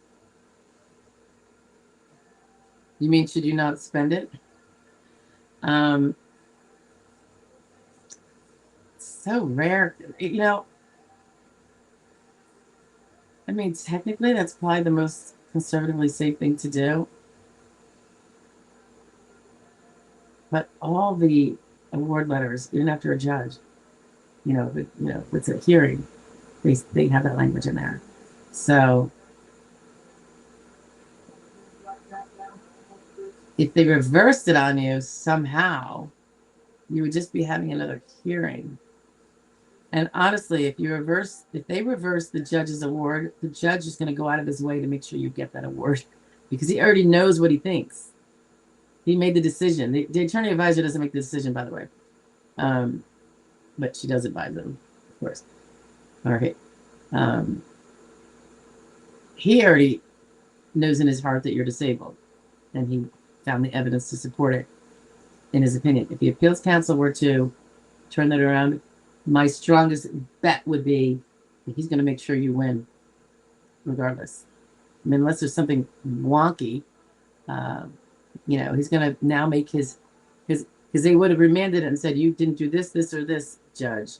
You have to have another hearing. And then before you render this decision again, you make sure you covered that base. You're going to cover the base. It's probably going to go your way because, A, he's got pride. And B, I just think that's the way it's going to go. It's not the same when it's a denial. when it's a denial, they're not always dead set on repeating the denial to you when it gets kicked back to them. I've never had, I don't think, a remand not get awarded. So the judges are not, you know, we all have egos and stuff, but I don't see them doing that, at least not in the 21 years or whatever it's been since I've been doing it. So, but that's not to say a lot of people don't get re-denied on remand, but I don't know if they do all the things that we do, like go balls to the wall, new evidence too, give him a reason to be able to change his mindset about whether he thinks you're disabled or not. Because now he can be pleasing AC and not showing, you know, not eating crow by changing his decision. I know, it's just kind of a psychological thing I always think about. It may not be true. We'll have to ask Judge John. If he comes on. Come on, John. I don't know. I hope he's feeling well. DJ says, not really skilled. I am direct support. Guy with disabilities driving under 20 minutes. Run errands, short walks. So were you like a handyman or a, someone's helper? Was that your career? Short walks, pain also exasperates mental health issues. Surely, I know that. Pain increases 2 to 3 hours. Working 4 hours is rough. And you're 53. Yeah, don't give up. I think there's an avenue. Reach out to us. We can at least take a look, okay? If you want us to. Ciao. Hi, I'm new. It's my LTD disability insurance. Sent me to them. Oh my God. I always tell people, do not use the, they might withdraw without demanding a fee if you win later. And so you might be able to escape them. Is this the ones that wouldn't help you with your function report and stuff, right? That's just, okay, I'm just going to be insulting, but I feel like that's just a group of non-professionals. They get paid, I believe, by the insurance company, whether you win or lose. So they have no skin in the game. Just take them home. And it's funny, the LTD, you would think the LTD, they want to make sure that you at least get a claim before the SSA because they save money. They pay you less if you win your Social Security. And I guess they figure you might go pro se and then have a bigger chance of losing if they don't send you to somebody that you'll be willing to take because they won't charge you. Maybe I think they do. I think they do that, right? They're not on your 1696. They probably don't charge you to represent you, but look what you're getting. It's like they're just sending in the papers. They're not doing anything. I don't even know. I don't know where they shovel it to if you have a hearing. You know, do they have a non-attorney, probably a non-attorney rep that doesn't know your case and just is the body there? I always say never, unless you know something special, don't ever use the group that your LTD sends you. You know, they don't send you. You have the option to go wherever you want, but people don't necessarily know that, so they're like, oh, okay. And then, you know, then they see, ooh, there will be no fee to me if I win. That's usually what it says, because they're going to get paid win, lose, or draw. They've got zero skin in the game. They don't need you to have a good function report. They don't need your work history report to be accurate and really reflect how hard your job was. You don't need it. They just need to get the mandatory paperwork in, good, bad, or ugly. My EF, is that ejection fraction for your ticker? Chronic heart failure, and there are no help. YouTube pushed you to me. Oh, well, that's nice YouTube did that. You're so helpful, freely advising. Oh, you're very kind. I'm thinking they're a lazy firm. You know what it is? It's just that's their business model. I find it unethical. I don't know why it's allowed to be. I mean, I would think that assistance with the paperwork is a minimum, you know? Anyway, just my take. If you want us to look at it, shall just and you said consultation, but it depends. If you want to, there's a playlist about the pros and cons of removing, like terminating your representative. In your case, you might not have a lot of the cons because look at your 1696. If it says that you're not getting charged, and you can actually call them, they're often very nice about being like, oh yeah, we'll withdraw, or we'll send in a withdrawal, which you could also send one in. But when they do it, you want them to say, if your 1696 said they'd be getting a fee, I think it probably says they would not be, but double check. Then you shouldn't have a problem getting a new representative because there's no mandatory fee split. If you had someone who had, in the regular, like our paperwork, we're going to collect a fee, and then you part company, that first attorney or non-attorney rep can do a fee petition if and when you win and say, this is what I did, so yes, I would like this fee. And then the SSA decides what they're going to approve with regard to that and any subsequent person you bring on board. So, but if the first person was waiving fee anyway, it doesn't matter. Or getting paid from a third party like they probably are with the LTD. But if you're going to do that, I suggest you do it now. It sounds like you're on initial, right? I mean, you could be on recon doing another function report, but I'm guessing it's your first function report. Start moving now. Check that 1696. Do they have a hook into a fee? If they don't, I mean, you can get rid of them anyway. Just know that you're going to have a harder time getting a representative because they have to consider how much work they have to put in to get, like, at best, 50% of the fee. At best. Doing all the work. So, I mean, you probably know everyone works on tighter margins in this field. It's by law. So that's why you have to be good to be able to stick it out for a long time. Fun Scratcher says, left leg gets very weak. So yeah, I mean, it sounds like you're still weak with the walker, and that's something maybe you could mention to your doctor. Just be like, the walker is a savior. My left leg still buckles with it, but at least I got my arms to catch me, so when I go to the floor, I don't go hard, or it gives me, it gets weak, and then I can slide it over to the couch really quick, and then I can sit. Just an idea. Whatever the accurate way it happens with you is, that's what I would share to him briefly.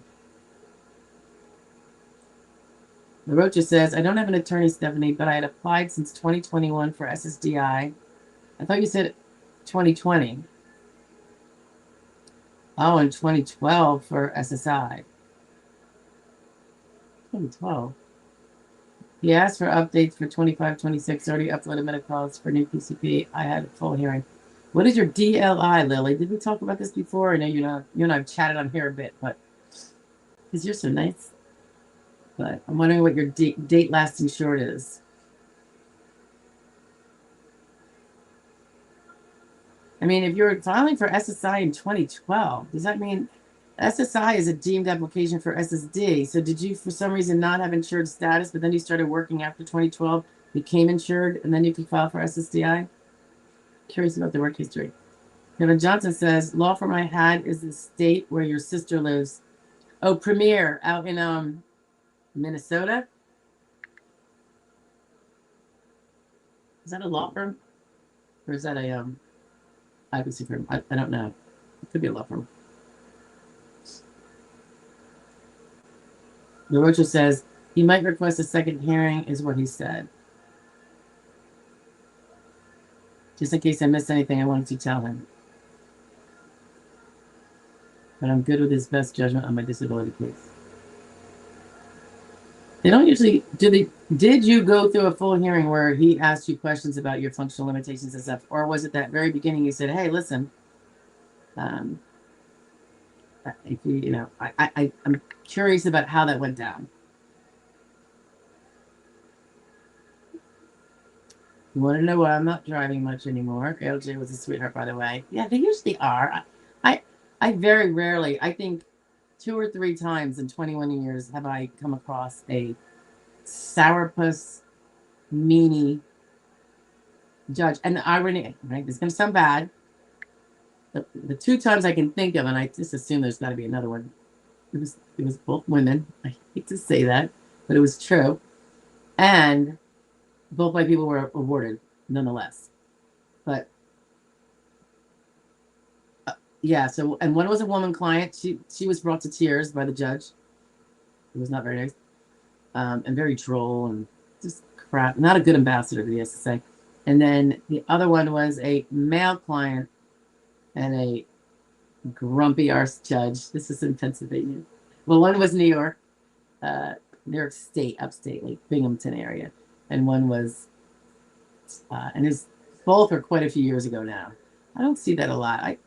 I just think the judges. I mean, even if this is not because I win a lot, even on the horrible but rare occasion we lose, they're still nice. You know, they're just doing their job as best they can, and they're stuck with rules that they don't have the power to change. Hey, Baxter. Good to see you. He says, hey, Steph. Rocha says, my DLI is throughout. No. Is throughout I'm 60. No. I believe it's what I understood. No. Your DLI is a set date.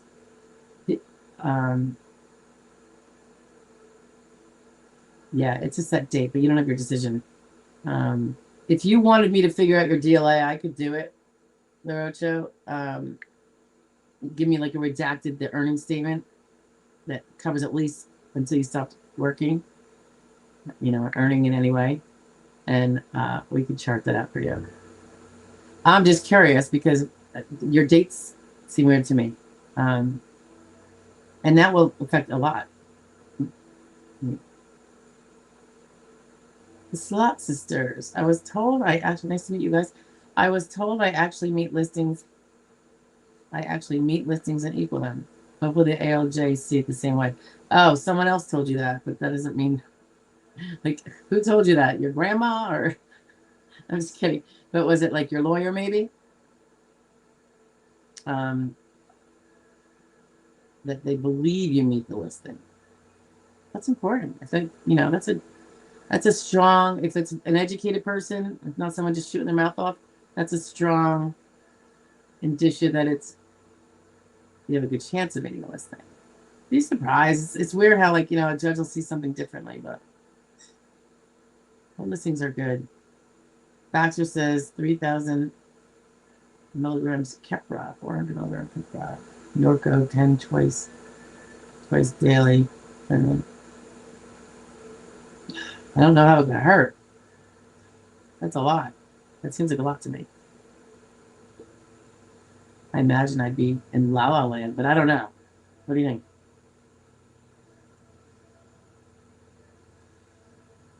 It will help your SSDI case if you have symptoms that stem from them. Do they make you sleep half the day? Do they make you groggy, stupid, can't operate machinery, can't drive, don't use the stove? What do they do to you? You know? And what is it that you're trying to prove? Do you have to prove that you can't do a brainiac job? That might help. Like, were you a brain surgeon before? It's like, you were the EMT guy, right? Very good one, if I recall. Right, Baxter? Was that you? I would definitely think this stuff would prevent the prior work. So depending on what kind of case you have and how relevant that prior work is in terms of being definitive, you know, if you're a grid case or you're younger than that, it would be different. But that would definitely, I would think that would be affecting your mental acuities, you know, the side effects. Patricia's in the house. Patricia, I don't think we've met, right? Hi from Florida. Nice to meet you. My mom used to live in Florida. I used to visit it all the time. Been watching for a while, but first time joining chat. Oh, I'm glad to see you. So glad you joined. It's always good to hear a new hello. Otherwise, we have no idea who's here, right? I applied for SSDI 5 months ago and just got approval. Woo! That's awesome. Good for you, Patricia. I'm very happy for you. Yeah. See, guys, there is a light at the end of the tunnel. But make sure you're steering your ship through that tunnel, because if you go around it and then your DLI passes, there's so much. I know there's so much. Baxter says, neuropsych notes, I would be off task 20% of the day and miss more than 5 days per month.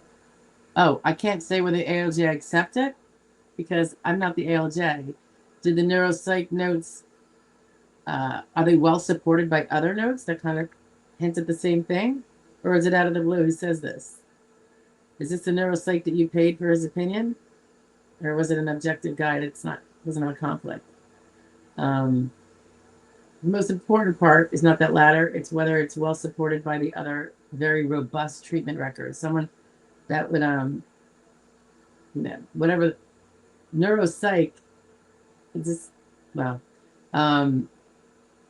yeah, you don't know, will he accept that as being gospel? Well, is there other things that say otherwise? You see what I'm saying? It's the totality of all the evidence as to whether or not that's considered like reliable and most likely to be true and all that. Because if it's, you know, if you're that bad off, you would, presumably your other providers would have it very vigorously noted in their records. I would like to think so. I know I'm being a little bit facetious here, but that's because they don't do these things. And it irks me to no end. It's like they have the power, if they're articulate and only saying what's true in their mind. But a lot of times they don't articulate it. It's just not part of their treatment protocol. But I want them to know, like, yeah, but your client, life has so many other things, and you know this is an obvious one, because if you, Mr. Doctor, became disabled, you too would be filing. So it's something that we all have because we all worked, you know, for the SSD anyway. DJ says, we're at 2:40, guys. We got another 20 minutes. He states, I could be a routing clerk or storage rental facility clerk. I can't sit over 45 minutes or stand much over 35, sometimes less. Okay, so I can pick up one thing now that you might have left out, besides IBS issues, anxiety, etc. Okay. You can't sit more than 45 minutes without needing to change position, and you can't stand much over 35. So now, if they found that to be very clear from the medical records, they could still deny you, because I'm guessing that the routing clerk and the storage rental facility clerk could sit or stand to do their job. You know, every half hour, switch up. And that would cover that problem. So that, you know, what we try to show when someone has a problem like that, usually it's like the back or the knees or a combination thereof, is they can't do upright positions, work positions, which are standing, sitting, or walking. They can't do, even if they rotate those positions, they can't last 8 hours. The back is going to hurt just by holding up, or it could be the neck, shoulder, just by holding up the body. They can do maybe 4 hours, and I think this is what you're alluding to, right, DJ? And that's all they can do. So that's what, now they said did he say that you, so he said you could do light work. I wonder if it was a sit-stand option. I'm thinking that rental facility clerk might be a sit-stand option job. And you didn't have evidence that your evidence is that you can't sit over 45 minutes without changing position, or stand much over 35 without changing position. Well, good. A sit-stand option job means you can change up and down when you want, and then those jobs are available. So that's that little crack that may have been left. We didn't have it covered, and it's not easy to cover, particularly when doctors don't speak to these things, and also, like you said, won't do or someone said here, won't fill out the RFCs. Just a little add-on for that, guys, as you've heard me say before, but for anybody new here today, sometimes the amount of time you have to, like, now that you're not working because you're filing, you're not working full-time, on a day you're not working part-time even, do you find that you have to go get out of the sit and stand walk position and go into the recliner? Does it amount to a few hours during the 8-hour period, like 9 to 5? Like, you do up and about, do a little gentle things around the house, then you have to go sit down in the recliner, because that's not a sit-up position, that's work related. that's, you know, lying back, or it could be on a couch, lying down, or in bed. If you find that throughout your day, you've got to do that, I would journal it just so you always know how often you do it. And that's something I would also talk to my doctor about. Like, I can't even, you know, I have to keep going to rest all throughout the day. And then hopefully they'll start getting the records that way too. You know, the pain starts growing in my back, and I can alleviate it if I go, you know, lie in the recliner for about 45. Then I can get up and do, you know, probably I can pull out another hour and a, you know, hour or hour and a half. But by then it'll elevate again, and then I have to go. Because otherwise, I just won't be able to make it through the whole day. You know, I'll be useless when my kids come home from school because I was on my feet from 8 to 3 or whatever. Baxter says, SSA Psych stated my cognitive issues are related to my seizure disorder. The seizure disorder is medicine resistant to 2 seizure meds. Well, if it's a seizure disorder, like an epilepsy, if you have them provably, you know, so frequently that it would negate being able to do a job. If you have one every 6 months, it's probably not going to do the trick. But let's say you had them a few times a week, you know, or maybe even monthly. There is a listing for that. I just don't remember the details. Listings are just always going. Read them when they come up, because you never know if they're going to change in between, and you know. But I mean, resistant. So the seizure meds are not working. I assume was your driver's license pulled? Because that's what the doctor's supposed to do if you have a driver's license and you're having seizures, because it's not a really good combination. A lot of doctors are hesitant to pull them because people will get upset. But I think technically they're supposed to. It's a medical, I don't know if you call it a medical suspension or medical revocation. I forget what the word is. And it's just until your meds, provably you don't have you have to have gone a certain amount of time without a seizure. So I know it's not easy, Baxter. DJ Kenny says direct support professional. It's taking mentally disabled folks on errands. That's you. You're a direct support professional. Okay. It's taking mentally disabled folks on errands, socializing. I used to work in retail at bike shops for 15 years before outside. Bike shop, that's pretty cool. All right, so basically you're like a nurse's aide or a companion aide for the mentally disabled folks. That's you're doing that now, DJ?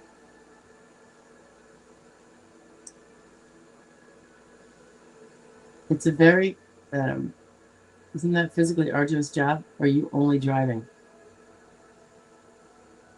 Do you have to help them in and out the thing? Do you have to make sure they're in someone's hands safely? You walk with them in the store. I mean, if they suddenly freak out, you're expected to contain them, right? I could see that job being contrary to some things. I don't know if that's if that's your job, but if it was, I think that could be problematic. And I'm not saying you could do it 8 hours a day. I think it's a very hard job, actually. But the fact that you do a very hard job, despite your even part-time, it might speak to it somewhat. Yeah. I don't know. That's just my thoughts on that. And again, I'm just surmising what the job entails. And you take them. You're able to obviously go out in the community. Your anxiety is not so high that you can't negotiate the community. You're not agoraphobic. I could understand perhaps the judge being on the fence and going the way he did. If what I'm just kind of speculating might be something about the whole job. And the prior work was a bike step. And the prior work, I assume that's not your work in the last 5 years? Baxter says LTD want their premium covered money back if you win your SDI case. No. Premium? No, what they no. If they have determined your contract, which they probably do, they don't necessarily get everything they paid you. If that term says when you start getting SSD, first of all, under the terms of the agreement, you agree to file for SSD. If you don't file for SSD, we can stop paying you. And then if you win your SSD, if we were paying you $4,000 and your SSD is $2,000, we get to drop ours to $2,000. So you're still getting $4,000 between the two, $4,000, but you're not getting the $2,000 plus the $4,000. So they get to reduce theirs by the amount of the SSD. I had done a video a long time ago. It was a series of them. It was about bad reasons to not file. And one of them was some people said, I get LTD, so I'm not going to bother filing for SSD because they're just going to take most of it or potentially all of it or whatever. And I'm like, yeah, but number one, you don't get Medicare. And number two, by not filing for SSD and not being found disabled, all the 0 years of work you have now up until 62 are all zeros. They're going to count and bring down your benefits. So when you do retire, expect it to be down here, not what you saw in your last estimate statement. So I would never, ever, ever suggest not filing for SSD because you are getting LTD, even if there's going to be that offset. And most employer policies have the offset nowadays. It wasn't like that, a few decades ago. Then you could just plug them both. And it's not a law, it's a contractual thing. You could buy a policy that doesn't do that. You're going to pay more for it, obviously. Tonino's in the house. Hi, Tonino. Love your flag as always. What do you think about companies that help you with the disability process, such as Claimify? I wouldn't know because I don't know Claimify. Is that new? There's just a ton of them. It depends what they do. Like helping you with the disability process. Are they filing paperwork? Are they, you just heard shall. Are they getting your information and typing up the function report for you so you don't have to do it based on the information you give them? Are they doing the analysis on your work history report and then creating that with you? You know what I'm saying? I don't know what they do. Do they have a portal where you can update them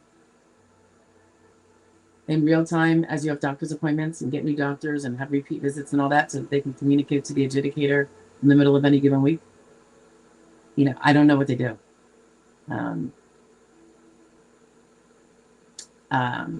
I suspect, I don't know what they do.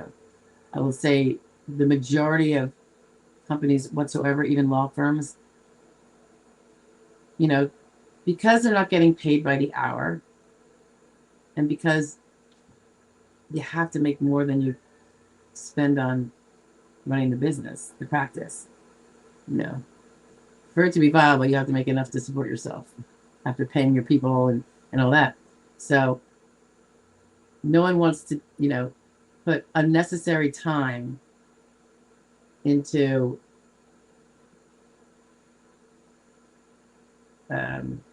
well, for some, into any task they can not get in trouble for saying we don't do that. We don't have the resources. You'll have to do it yourself, even though you're our client. And there's a lot of stuff the client should be doing themselves, for sure. But that's loud. Let's close that door. Did you guys hear that? It's like a commercial.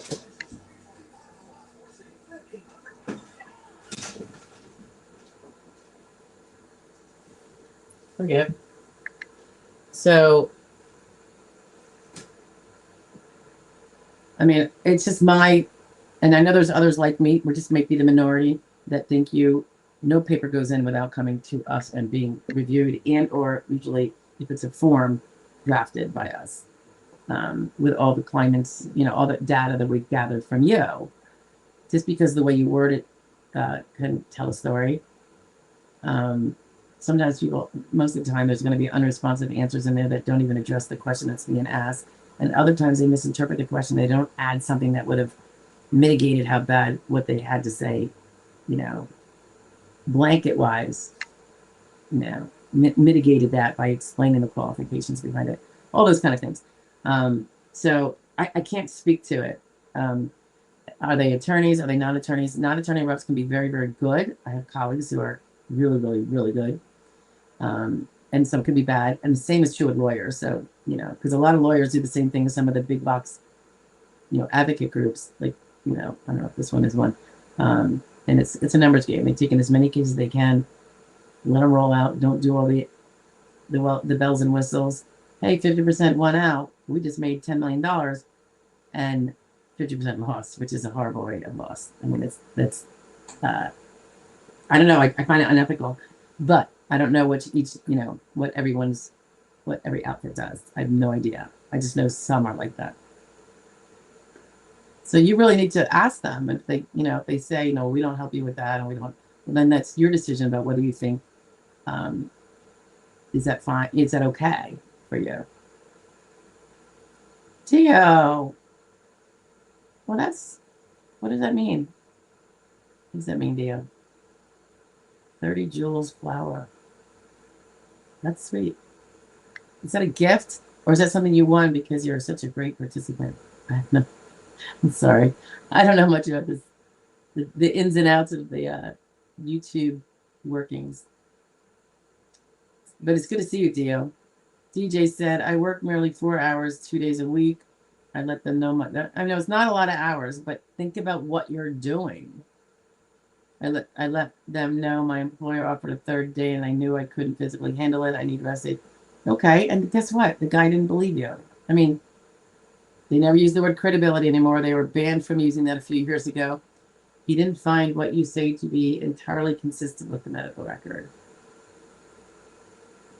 All right? Or well supported by the medical record. Maybe is a better way to put it. And if that's an arduous job that you're opting to do 8 hours instead of the more sedentary type of easier job, that might be why. And I know that hurts your feelings because it sounds like you like what you do, and it sounds like what you do is really important and stuff. But and again, I know what you're saying. You mustered out this way. You're probably very uncomfortable after a 4-hour shift too, is my guess. I get it, but you just have to be smart about what the jobs that you pick. It's not just keeping the hours down, I'm really sorry, Deej. Patricia says, to add, I'm 60 years young, right, Patricia? With cerebral atrophy and cognitive decline. First application, I didn't get a lawyer. I just made sure I gave them every doctor visit notes, MRI, and neuropsych assessment. Yeah, and I'm so glad you won. Thanks for all your wisdom and advice. You are very welcome. It is always my pleasure and my privilege. Salt sisters. I was also prescribed a rollator walker by my rheumatologist after I fell out of the shower. Oh my gosh, I hope you weren't hurt. Oh my God, you chipped your tooth. Nope, ChatGPT told me. Told you what? I uploaded my records to chat. You want to make sure you have a, I don't know if it's a paid for account you have to do this for or not, but make sure they're not using your medical records to train upon. I mean, not that what's the chance of them carrying that as you, but, that's a public place if you're not paying for a private, protections. Just do your due diligence if it matters. And again, it's like, I hope they're planning on screaming out your social to people. MRI showed nerve impingement on my L5 S1 bilaterally. Ooh, nerve impingement. That is a good finding. Not good for you, unfortunately. I'm sorry, but it's very. It supports why someone would have pain. Therefore, it supports that they do have the pain, significant pain.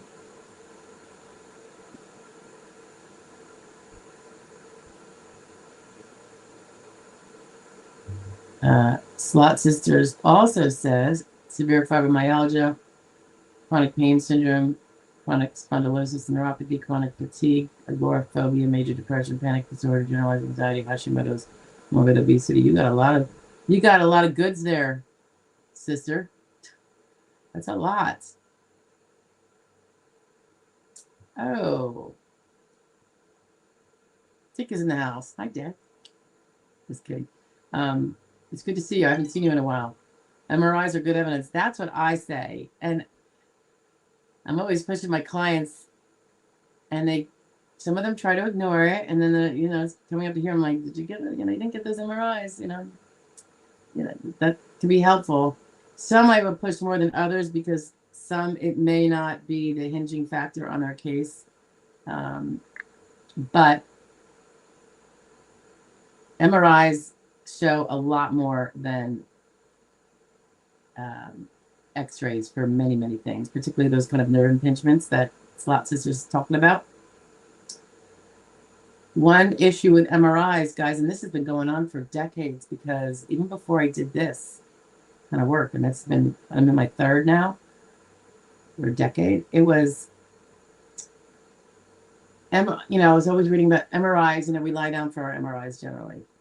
But sometimes, think about it, gravity's effect on the spine when you're standing up, compression, that's relieved when we lie down. So I think lay down MRIs don't show all the damage for a lot of people. And it comes up being very mildly whatever, and not the nerve impingement or whatever.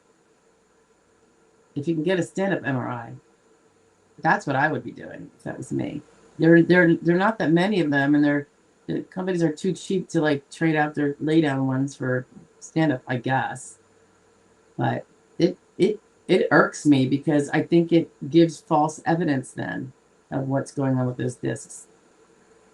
And I remember a doctor talking about it, and I've just never forgotten it. So it must have been on some sort of video a long time ago.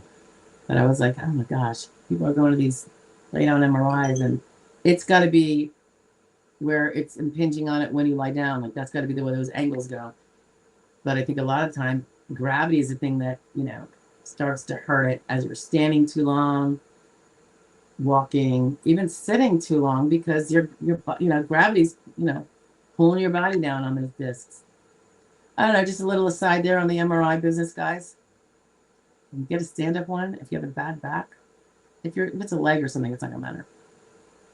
Slot Sister says can't sit for longer than 20 to 25 minutes without needing to lie down. Yeah, if you've been treating for all these things consistently, regularly, each and everything, preferably with a specialist. Some of those might be treated all by the same specialist.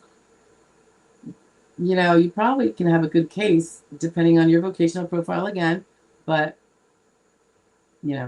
basically your age and your prior work. But that would be some of the stronger stuff there. Shell says, oh, she's talking to Patricia. I don't want to interrupt that. DJ says, the mixing of sitting and standing definitely won't help when pain is bad. I get it. That's probably what you were lacking was, well, it was the choice of having a very arduous job that you also have to focus very strongly on. You're like a caretaker to these people that can't take care of them. It's a huge responsibility that you're doing for, 8 hours a week? So I'm just saying, I think that's probably what had to do with it. I fully believe you can't work full time.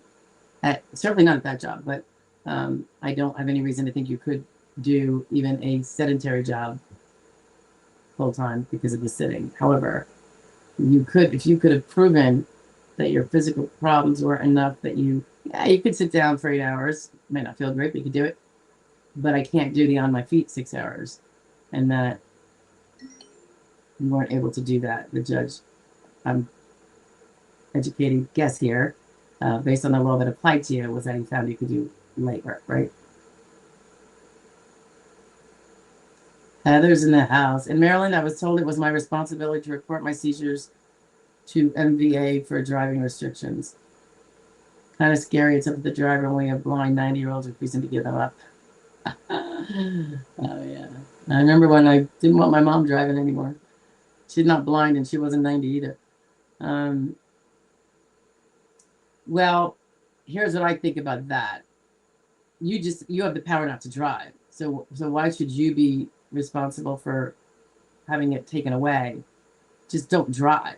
If you were to be found driving and you get in an accident due to a seizure, I think it could be reckless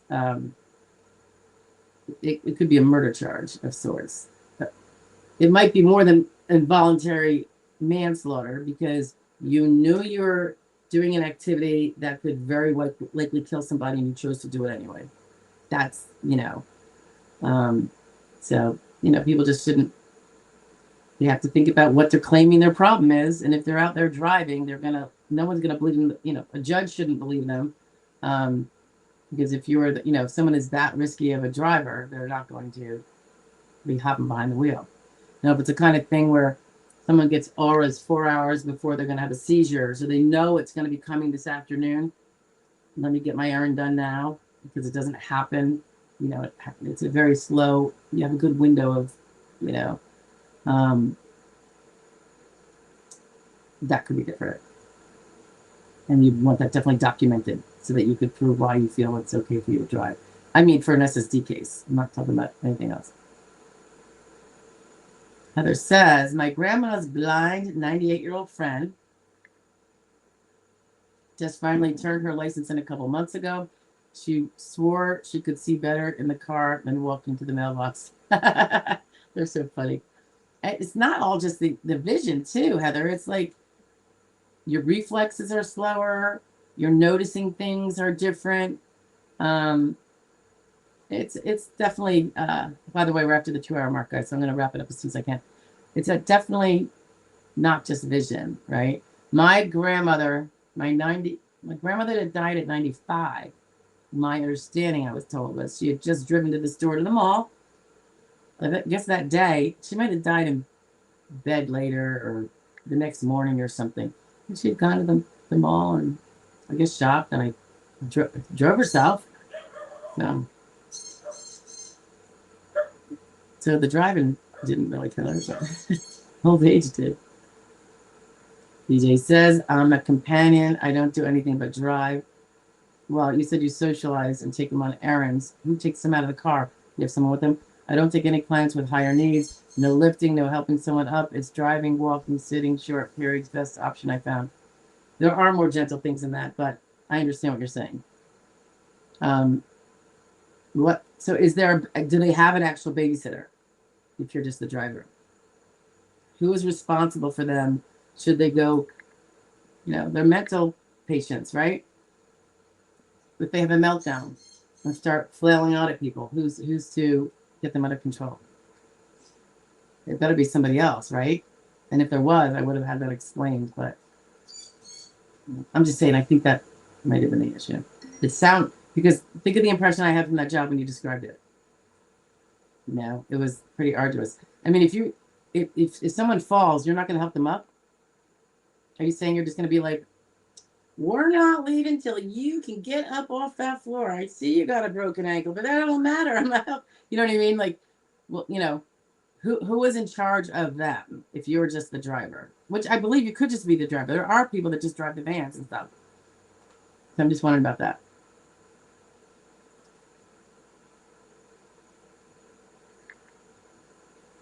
Alleging? Does any of this info cover SSI? Only if you ask about it. We only answer what people are asking about. This is not it's not one of the daytime ones where the title kind of tells you what's going to be in it. So you have a question, alleged? Just go ahead and ask it.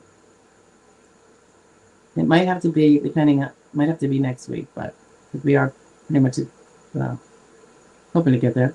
That's a private conversation. Okay, DJ says we get coffee in a shop, a 15-minute nature walk. So 15 minutes is usually 3/4 of a mile for just a regular walk, not a speed walk. So you can walk that. And probably you go halfway and then halfway back, right? 3/4 total. And lunch, sometimes he buys a few things at grocery store or handled by him, carrying items. Might go to the night too. Are you just dealing with one person at a time? Not like a bunch of them? Sounds like it's just one person. I wonder if the job was described as companion for a high-functioning, low needs. I'm just wondering how your work history report was. If it made that clear, because like I said, the way it sounded to me could be pretty arduous. Like I'm assuming, okay, he's mental, but he's not like one that freaks out and runs down the street and you got to go running after him. and he's not physically impaired, so you don't have to worry about him getting weak and falling down, or being in a wheelchair and falling out of it, or anything like that. Slot Sister says about meeting the listings. Praying for fully favorable approval. Absolutely. I'll be praying for you. Onset date, February 15th, 2023, and I have arthritis in my facet joints on top of a vertebrae that slipped backwards. And then you probably have arthritis in other joints. So don't forget to treat for all the other body parts that are not 100%. And are not like they were when you were a strapping 20. Slot Sisters seen in the ER, primary orthopedic, pain management, psychiatrist, therapist, rheumatologist, and neurologist. You got a good set of doctors, so that's good. I did 2 different physical therapy offices. Old CE said I was marking on a couple things. Ooh, that's helpful. But then you got denied because it's an old CE, I guess. DJ says, I let the judge know my job. I was working a month. Well, yeah, but if it conflicts with what you said before in your work history report, that's the problem. And that is exactly why work history reports have to be done perfectly. And when they're done, you want to know what law you're following, and tailor your accurate answers accordingly. Don't leave out the things that would have shown, right? You're not fabricating anything. It's just that you can't describe every single thing you do in a job on a work history report. So people take out some broad ones, but they pick the ones that don't show what would be needed to be shown. DJ also said he was working a month. When I tried to return to work over 5 hours a day, accommodated need to sit at counter instead of standing, couldn't do it, sit or stand on periods. I hear you. But the medical evidence, you have to have all that evidence. It's very frustrating. Dick says, hi, Stephanie. Knowing your pain levels throughout the day helps a lot, too. Slot Sisters cuts through a lot of storytelling.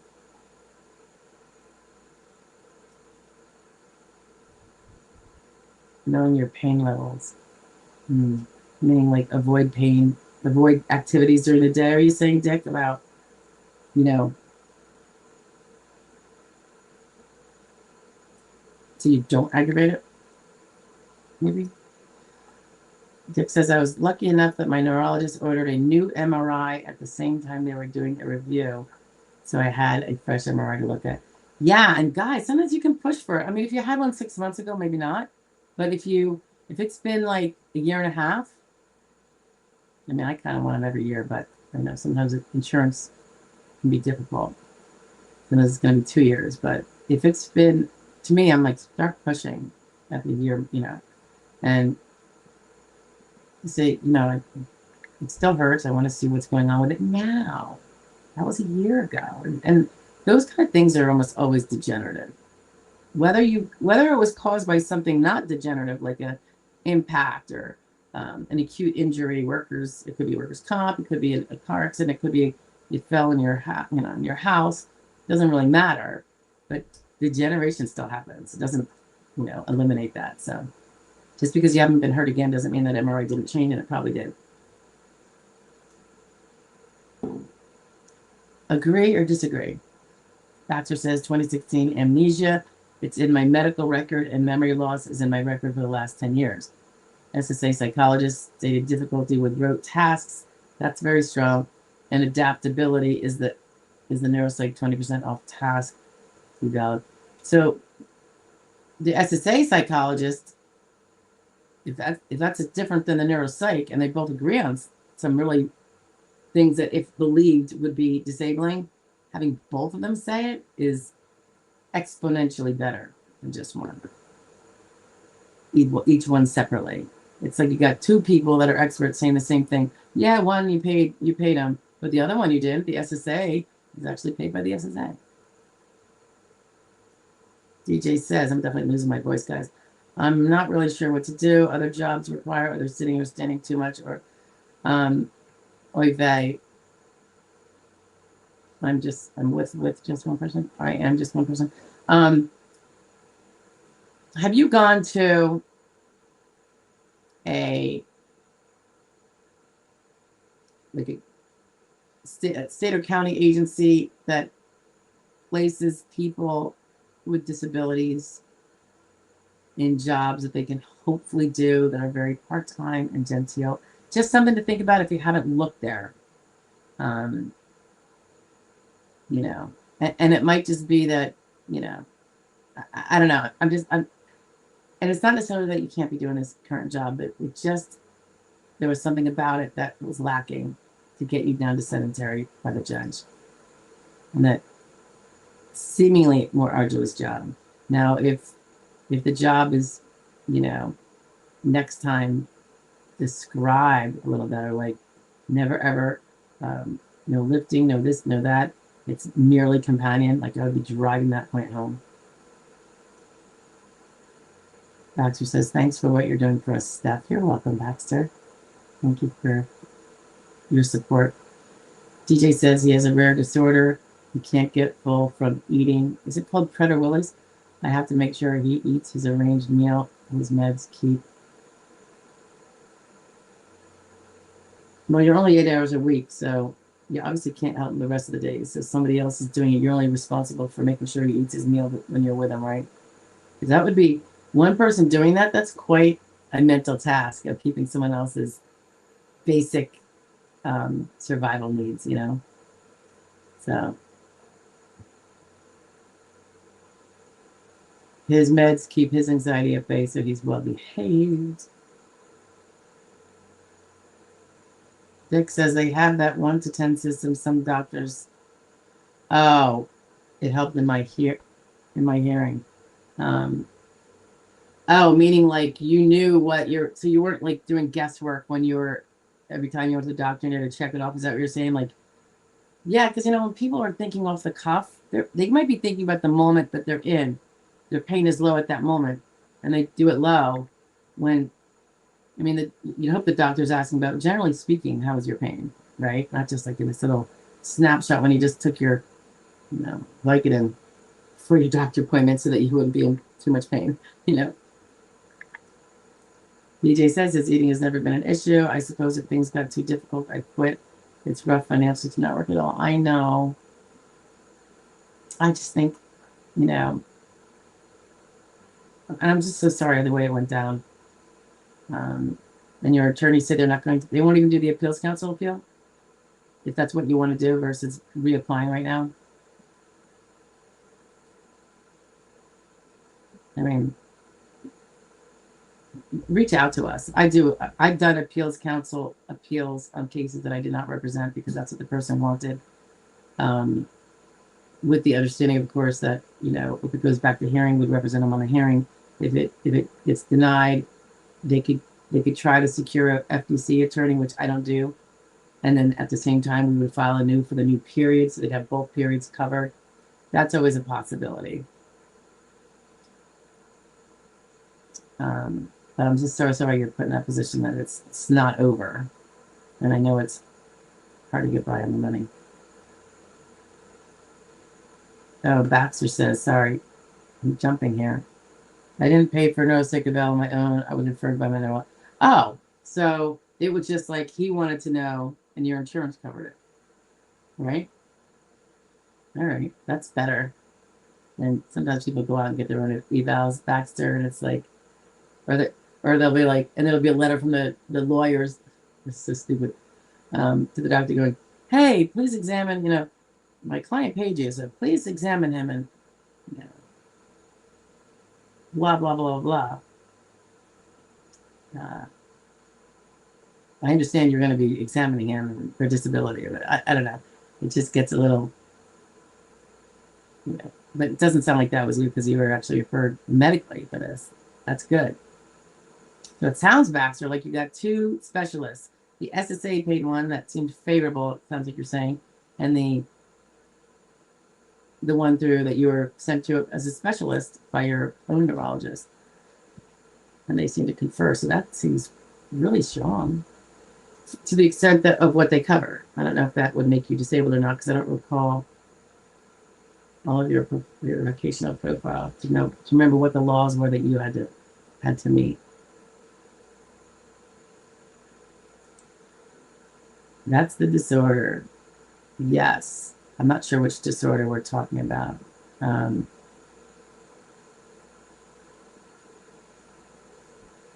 Yeah. All right, guys, that was the last of our questions. So, and we are way over time, of course, as typical. I hope you guys are doing great. I hope you have a great rest of your week. This replay will well, the live is out there, but the replay that gets cut down will probably be putting them out on Sundays. So it'll probably be a week from Sunday. I was doing them rather immediately thereafter, but it put me on a timeline so cramped that if something occurred during the week, I was like, this had to get there. So that would probably, I think it's always going to be like 10 days later. And then at some point, the clips will come out, so like a clip of something that was in here that we've talked about in another video, and I'll attach it, or I'll actually do another video to flesh it out more and give more of the technicals or something, just more information on that particular topic. So it's not just the whole replay necessarily. That's the only thing available. So people can just, pick on the ones that they want. All right, I'm going to grab these last few pop-ins. DJ says they won't do appeals counsel. There's some showing up that do appeals. Not sticking with me is stressful. It's not impression I've had they wouldn't stick through appeals if denied. Yeah, I don't know. An appeals, an AC appeal is so easy. It's so easy. I don't know why they wouldn't do it either, but yeah. So we do them. So if you want to reach out, just feel free. I mean, AC has a lower chance of prevailing than other things. I think it's like 15% chance of a remand is it's always been kind of consistent over the years. So you don't want to hang your hat on it and just know that you have to wait to reapply while the appeals counsel review is pending. Can't reapply until after it's done. But if you do some quickly, and after you get a result, that if you get it that you don't like it, you can have a protective filing date back to the date when you actually filed for the appeals counsel review, so you don't miss all that time, because they can be slow as dung. I've had cases where they were 18 months. I have some right now. I think I have 2 that they're probably 6 months out. Oh no, more than that probably. Yeah, it might be like 8-9 months, and you just gotta wait. If you don't have a DLI that can allow you to refile again for SSD, then you have no choice but to wait. But if you can refile again and you don't want to wait, I think it really depends on, the priorities and the case generally. Heather says, have a great evening, Stephanie and Tasha. I always get distracted watching her, but she's hiding today. Yeah, she's sleeping. I gave her a couple of snackies before we started. Vic says, later, everybody. Good luck. You too. Thanks for popping in. I appreciate it. Prager Willies. I thought it was Predator Willies. Yeah, isn't it like Predator? I knew a lady once that worked. Maybe she did what you did. I don't know. This is going back a long time. This is before I even did Social Security disability work. And I thought it was Predator Willies. Yeah, like you have to lock up all the cabinets, or they'll just eat 24/7, right?